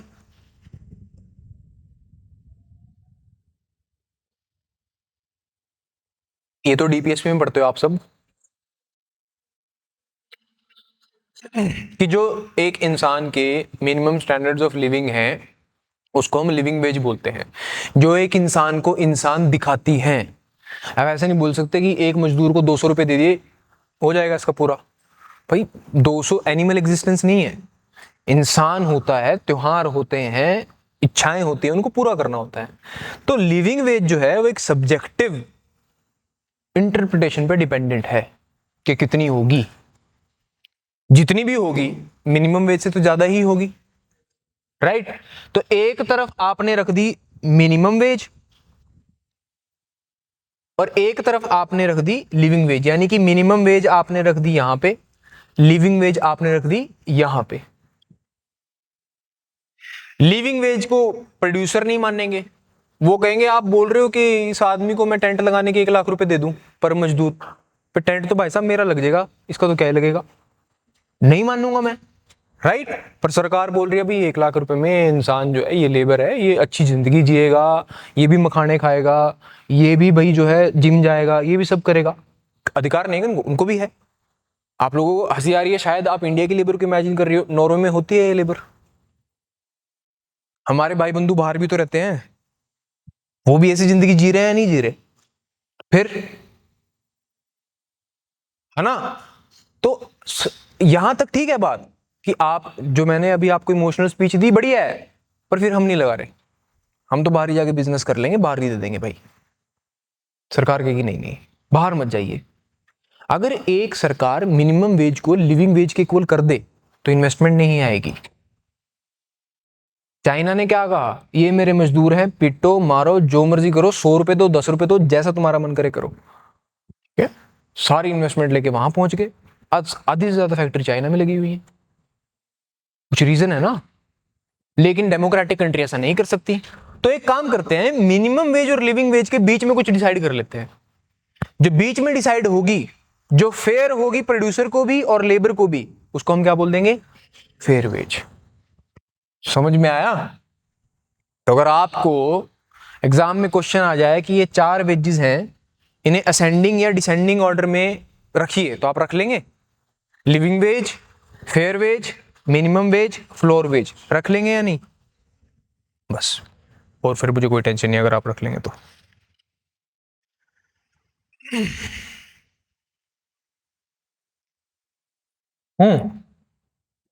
वेज रेट अनएम्प्लॉयमेंट के कारण क्या हो सकते हैं?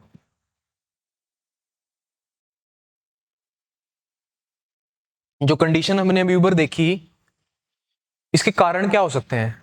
मतलब वेज ज्यादा करनी क्यों है अगर वो अनएम्प्लॉयमेंट कर रही है भाई? What happens? अब आप लोग मुझे एक बात बताइएगा, कंट्रीज में डिमांड करी जाती है ना कि मिनिमम वेज रेट बढ़ाई जाए, करी जाती है नहीं करी जाती है? सरकार इस पॉलिटिकल प्रेशर के अंडर आके वेजेस को बढ़ा देती है, तो ये होगा उसका रिजल्ट। सप्लाई बेशक बढ़ जाएगी, डिमांड घट जाएगी। So if government defines minimum wages arbitrarily, तो वेज रेट अनएम्प्लॉयमेंट हो सकती है। समझ रहे हैं आप? राइट?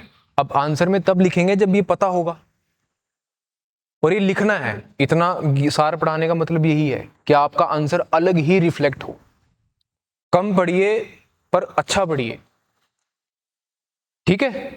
तो अगर सरकार मिनिमम वेज को बढ़ा देती है आर्बिट्रली कि वोट मिलेंगे, तो भाई उससे लेबर का फायदा नहीं होगा, उससे अनएम्प्लॉयमेंट क्रिएट हो जाएगी।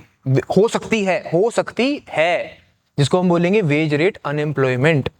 दूसरा कारण, सरकार नहीं कर रही, लेकिन किसी कंट्री के अंदर अगर स्ट्रॉन्ग लेबर यूनियंस हैं, तो नॉर्मल आदमी को लगेगा कि इससे फायदा ही होगा, फायदा होगा। पर एक नुकसान ये हो सकता है कि अगर स्ट्रॉन्ग लेबर यूनियंस हैं, तो वो वेज को डिसाइड करने में भारी बार्गेनिंग कर सकती हैं अपनी फेवर में डिसाइड करने के लिए। वो हमेशा वेज को ज्यादा रखने की कोशिश करेंगी। अगर वेज ज्यादा होगी तो दोबारा वही कंडीशन, वेज रेट अनएम्प्लॉयमेंट। जब वेजेस के रेट की वजह से बेरोजगारी हो, उसे हम क्या बोलते हैं? Veg rate unemployment. यहां तक समझ में आया? डन? इसमें कोई डाउट है तो बताइए। हाँ, क्लासिक और वेज रेट अनएम्प्लॉयमेंट। डन? चलें आगे? यहां तक कोई डाउट नहीं है ना? मैं चलिए आगे चलते। अब इसके बाद आखिरी, साइक्लिकल अनएम्प्लॉयमेंट। ये पढ़ा है आपने? बताइए साइक्लिकल अनएम्प्लॉयमेंट क्या होता है? ये बहुत सिंपल है, इसमें कुछ वो नहीं। हाँ, ये तो बढ़िया है, पर क्या होता है बता तो दो।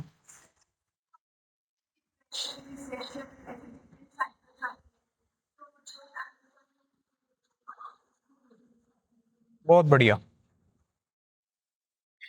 इकोनॉमी में लीनियर ग्रोथ नहीं होती, right? Economic growth is not a linear concept. ये लाइन आ गई पेपर में, economic growth is not a linear concept. जैसे आपके यहाँ सिविल सर्विसेज का एग्जाम होता है, चाइना में भी एग्जाम होता है, राइट? वो सब ऐसा माना जाता है कि वो दुनिया का सबसे कॉम्पिटिटिव एग्जाम होता है, उसमें लैंग्वेजेस वगैरह बहुत कुछ आती हैं। उस एग्जाम के पेपर में मैं एक बार वैसे ही देख रहा था, तो उस एग्जाम के पेपर में ये स्टेटमेंट आई हुई थी कि economic growth is a linear concept. क्या मतलब है इसका? स्टेबल मतलब बताइए? लीनियर, की एक रेट से आगे मूव कर रहा है। क्या इकोनॉमिक ग्रोथ ऐसा है? नहीं, तो वो गलत हो गई स्टेटमेंट। ठीक है, वहां आई है तो यहां क्यों नहीं आ सकती? वहां आई है तो यहां क्यों नहीं आ सकती? क्या यूपीएससी ने आपको प्रॉमिस कर रखा है कि वैसे स्टेटमेंट नहीं पूछेगी? क्या पीसीएस ने प्रॉमिस कर रखा है? वो प्रॉमिस निभा लेते हैं, अभी तक निभाए हैं मेरे? फिर फिर और बहुत आसान है, कोई मुश्किल नहीं है, बात वो है। तो क्या होती है इकोनॉमिक ग्रोथ? इकोनॉमिक ग्रोथ कुछ साइकिल से बनी हुई चीज है। वो साइकिल कैसे हैं बताएगा कोई मुझे? क्या आप में से कोई मुझे वो साइकिल्स बताएगा?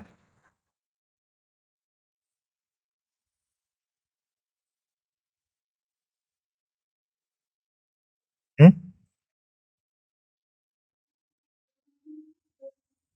हाँ दोबारा बोलना। इंट्रोडक्शन,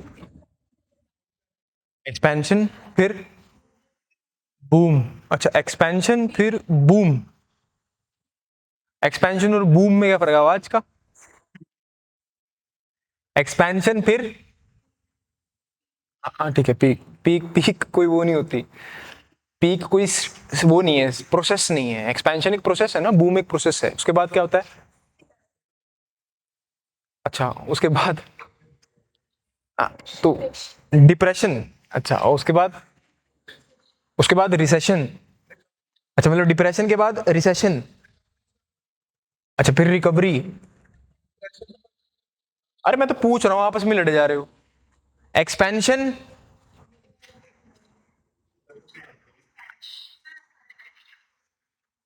नहीं वो नहीं है, स्टैग्नेंट नहीं है, पीक नहीं है, स्टेबल नहीं है, अपनी तरफ से नहीं बनाने। एक्सपेंशन, फिर वही बात, नहीं है बूम बूम, बूम बूम करे जा रहे हैं घंटे से।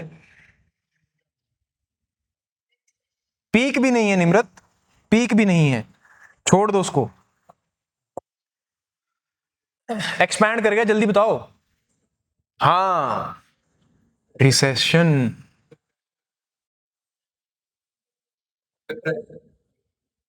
Depression, recovery. रिकवरी।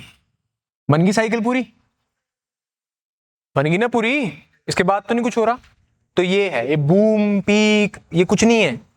4 स्टेप्स होते हैं। सबसे पहले होगा एक्सपेंशन, फिर होगा रिसेशन, फिर होगा डिप्रेशन, फिर होगा रिकवरी। ये चीजें होती हैं, ठीक है। कंसिस्टेंट रिसेशन डिप्रेशन में कन्वर्ट हो सकता है। डन? डन। आपने रिसेशन की कोई डेफिनेशन पढ़ी है? नहीं? हाँ जी।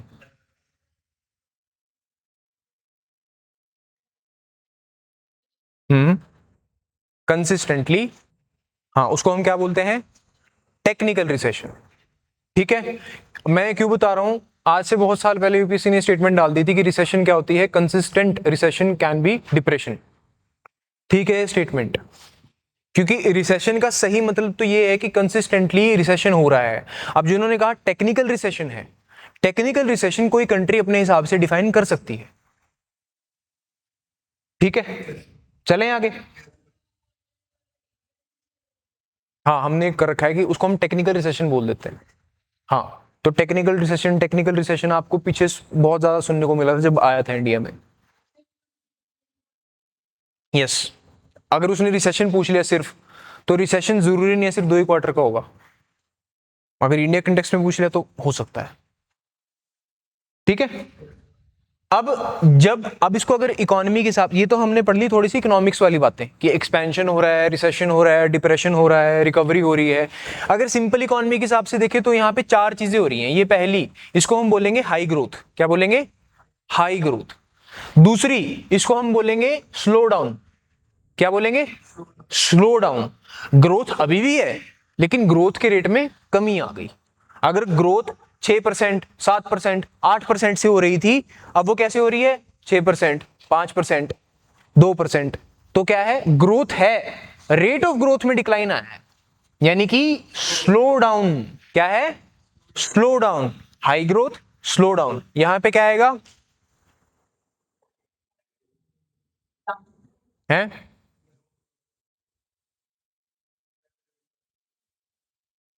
हाँ हाँ, बोलो बोलो। नेगेटिव ग्रोथ तो वहां पे भी है। क्या बोलेंगे? कुछ मत बोलो, इसको बोलो या रिसेशन या डिप्रेशन। मेल्ट डाउन कुछ नहीं बोलना हमने, राइट? हमने बोलना रिसेशन या डिप्रेशन। डन? रिसेशन या डिप्रेशन। उसके बाद रिकवरी। सिंपल ही रखते हैं, जरूरी नहीं है कि मैंने इसका हाई ग्रोथ बोल दिया, इसका स्लो डाउन बोल दिया, तो मैं यहां पे कुछ अलग दे दूंगा आपको। Sorry, sorry Harsimran, my mistake. क्योंकि आपको सुनने को मिलेगा स्लो डाउन हो रहा है, राइट? हमारे फाइनेंस मिनिस्टर कहीं जाके बोल देते हैं कि इंडिया एक क्या है, ब्राइट स्पॉट है इन डार्क टाइम्स में इकोनॉमी के, क्योंकि आसपास आप देखेंगे इकोनॉमिक स्लो डाउन, तो पता होना चाहिए ना स्लो डाउन क्या है, अगर लिखा आ रहा है बार बार कहीं पे। डन, इसीलिए मैंने आपको बताया। तो 4 चीजें हैं आपकी इकोनॉमी में हो रही हैं जो, अब इन 4 चीजों की वजह से क्या होता है, एम्प्लॉयमेंट जो मार्केट फॉर लेबर है उसमें जो है बूम्स आते हैं, ठीक है, स्लो डाउन्स आते हैं। कैसे आते हैं?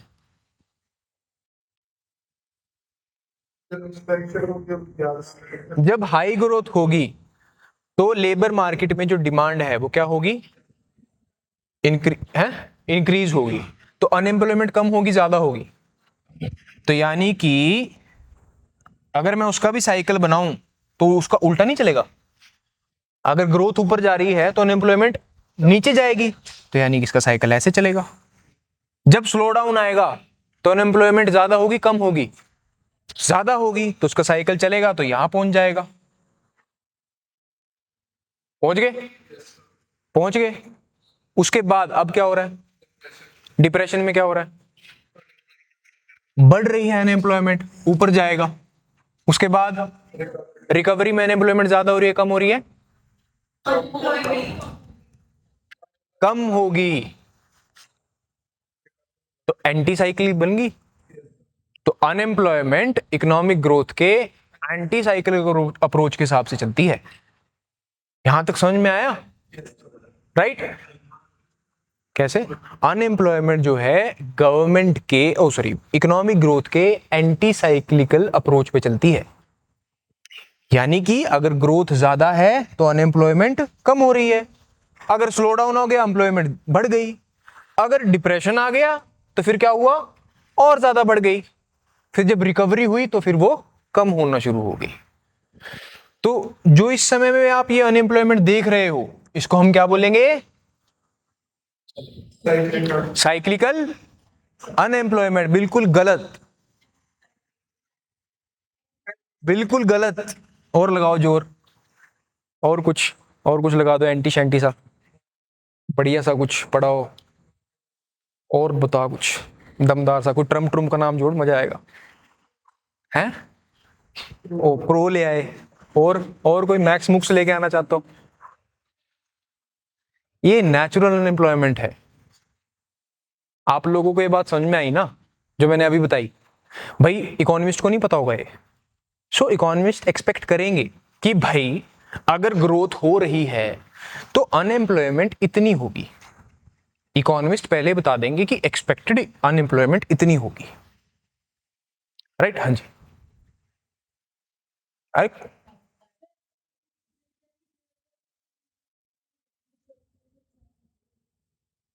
हाँ, क्या बोला मैंने?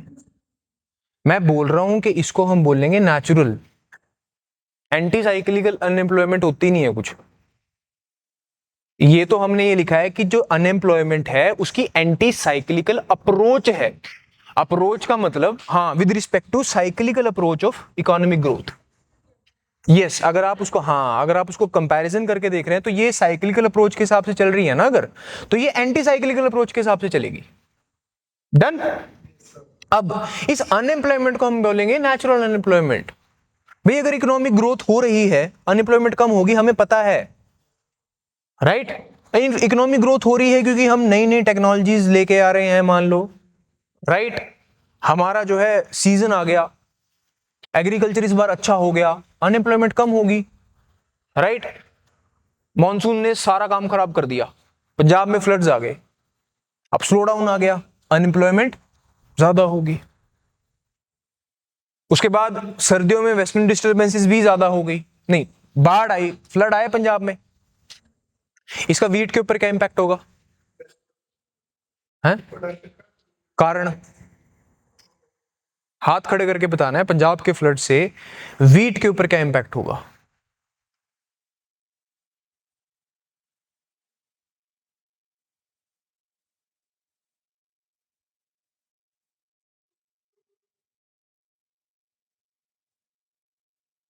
हाँ जी, ओहदा कारण।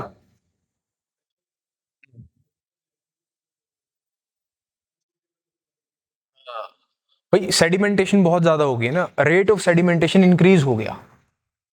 कह रहे हैं ना, जिसकी जो देशी भाषा में बोल रहे हैं कि रेत बहुत ज्यादा आ गया जमीन के ऊपर, अब उसको हटाना पड़ेगा। अब हर किसान के पास तो बेचारे के पास ट्रैक्टर वगैरह नहीं है, अगर है तो अप्रोप्रिएट टूल्स नहीं है उसके साथ जोड़ने के लिए, फिर तो वीट लगी ही नहीं पाएगी। जब उसका बीज स्प्राउट ही नहीं कर पाएगा, उस रेत से बाहर ही नहीं निकल पाएगा, तो वीट लगेगी कहाँ पे? लगेगी तो दाने बहुत कमजोर होंगे, झाड़ी कम हो जाएगा। ठीक है, तो और नीचे और ज्यादा बढ़ेगी अनएम्प्लॉयमेंट। पर बाई चांस अगले साल सब सही रहेगा तो अगले साल बैक टू बेसिक आ जाएंगे हम, और अनएम्प्लॉयमेंट कम होना शुरू हो जाएगी। डन। अब ये तो हमने एज्यूम कर रखा है, तो ये तो अगर इसकी वजह से कोई अनएम्प्लॉयमेंट हो रही है तो ये नेचुरल हो रही है, हमें पता है। अगर इसके बाहर जाके कोई अनएम्प्लॉयमेंट होती है उसे हम बोलते हैं साइक्लिकल अनएम्प्लॉयमेंट। अगर उसके बाहर जाके अगर कोई अनएम्प्लॉयमेंट हो रही है उसे हम बोलते हैं, यानी कि नेचुरल अनएम्प्लॉयमेंट से बाहर जाके अगर इकोनॉमिक साइकिल की वजह से कोई अनएम्प्लॉयमेंट हुई उसे हम बोलेंगे साइक्लिकल अनएम्प्लॉयमेंट। हाँ जी, इकोनॉमिक ग्रोथ हो रही है और एम्प्लॉयमेंट कम हो रही है, इकोनॉमिक ग्रोथ हो रही है और एम्प्लॉयमेंट भी कम, एम्प्लॉयमेंट कम हो रही है, उसको हम बोलेंगे, नहीं होगी, उसको हम बोलेंगे पैराडॉक्स। इस बार यूपीएससी का जीएस2 का पेपर देखा आपने? 2 नहीं 3 नहीं देखा, क्यों? जो पीसेस दे रहे हैं उन्होंने देखा है? नहीं देखा, क्यों? जो क्वेश्चन फ्रेम कर रहा होगा वो देखेगा, फिर आप क्यों नहीं देख रहे हैं भाई?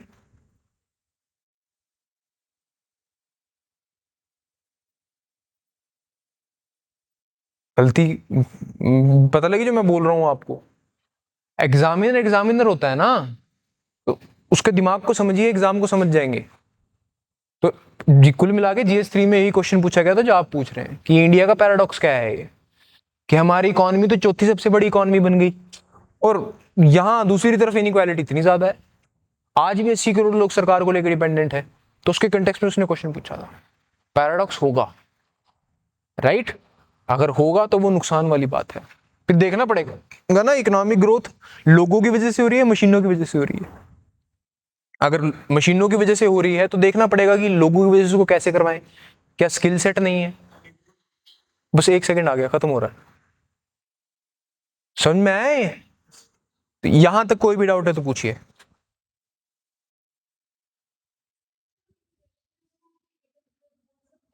जो डिप्रेशन है,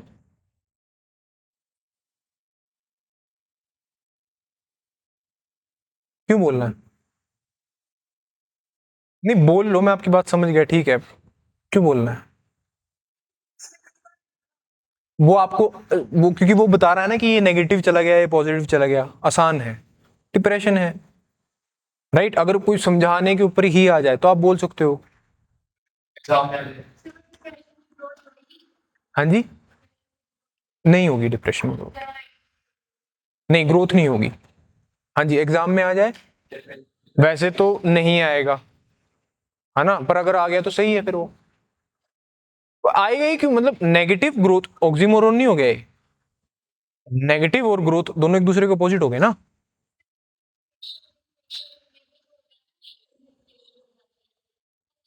नेगेटिव इन्फ्लेशन, फिर उसको हम डिफ्लेशन बोलते हैं ना। ये नेगेटिव इन्फ्लेशन नेगेटिव हो जाती है, ये तो बात नहीं बनी। मतलब इन्फ्लेशन बाय डेफिनेशन ही क्या है? Increase of constant increase of prices है। डिफ्लेशन बाय नेचर ही क्या है? डिक्रीज ऑफ प्राइसेस है, कांस्टेंट।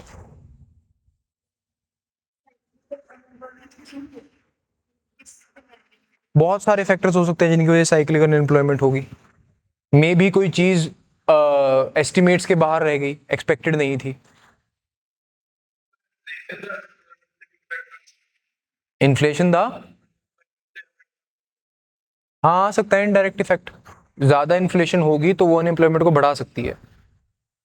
ज्यादा इन्फ्लेशन कॉस्ट ऑफ प्रोडक्शन को बढ़ाएगी ना, कॉस्ट ऑफ प्रोडक्शन को कट करने के लिए फिर वो वेजेस को कट करेगा, वेजेस को कट करेगा तो बाई चांस क्या पता सप्लाई भी कम हो जाए।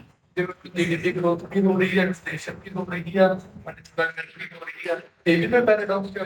नहीं नहीं, अनएम्प्लॉयमेंट नहीं हो रही है, सरकार के हिसाब से अनएम्प्लॉयमेंट घटी है। आप लोगों को लग रहा है अनएम्प्लॉयमेंट हो रही है, हो नहीं रही है? कितनी अनएम्प्लॉयमेंट है इंडिया में? 5% के आसपास है। मैंने भेज दिया पीडीएफ, हरसिमरन पीडीएफ भेज देना, उसमें लिखा हुआ है अनएम्प्लॉयमेंट रेट। ठीक है, पीएलएफएस होता है ना, पीरियोडिक लेबर फोर्स सर्वे, उसके अंडर ये 4 चीजें निकालते हैं। वो लेबर फोर्स रेट निकालते हैं, वर्कर पॉपुलेशन रेशियो निकालते हैं, अनएम्प्लॉयमेंट रेट निकालते हैं, और एक और निकालते हैं, मुझे याद नहीं आ रहा।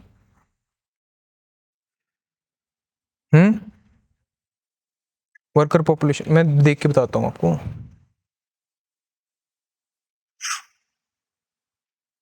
हाँ, अनएम्प्लॉयमेंट रेट निकालते हैं। ओ ये अच्छा है, तो करंट वीकली स्टेटस है, कुछ नहीं, 3 चीजें, labour force participation rate, unemployment rate, worker population ratio, ये 3 चीजें निकालता है पीरियडिक लेबर फोर्स। हाँ जी, हाँ जी, ठीक है, डन। लेबर फोर्स रेट भी मस्ट बी देखो पीएलएफएस होता है ना, पीएलएफएस कौन करवाता है? लेबर भी लेबर फोर्स पार्टिसिपेशन रेट को पीएलएफएस के अंडर आता है। Periodic labour force survey NSSO करवाता है। NSSO ministry of statistics and programme implementation के अंडर आता है। गाना से नहीं, किसने कहा आपको? एलएफपीआर पीएलएफएस के अंडर होता है ना, तो पीएलएफएस तो एनएसएसओ करवा रहा है। Done done. क्या हो गया, पूछो भाई। डन, पीडीएफ मिल जाएगी आपको, आपको सारे आपके डाउट वहीं क्लियर हो जाएंगे। ठीक है, उसमें मैंने लिखा हुआ है कि, मैंने लिखा नहीं हुआ, हाईलाइट किया हुआ है कि सरकार क्या क्या निकालती है। जैसे कि क्वार्टरली पीएलएफएस आप पढ़ते हो, क्वार्टरली पीएलएफएस होता है, तो आप आज तक पढ़ते थे कि वो जो क्वार्टरली पीएलएफएस होता है वो अर्बन एरियाज के लिए होता है। इस बार सरकार ने वो रूरल एरियाज के लिए भी शुरू कर दिया है। तो अगर पेपर में आ जाए तो अपने नोट्स को अमेंड करके सही कर लेना। वैसे तो ये पीआईबी का ही बुलेटिन भेजा है मैंने आपको, यानी कि गवर्नमेंट आपको खुद बता रही है, तो इससे ऑथेंटिक कोई सोर्स नहीं हो सकता। डन, चलिए, थैंक यू वेरी मच।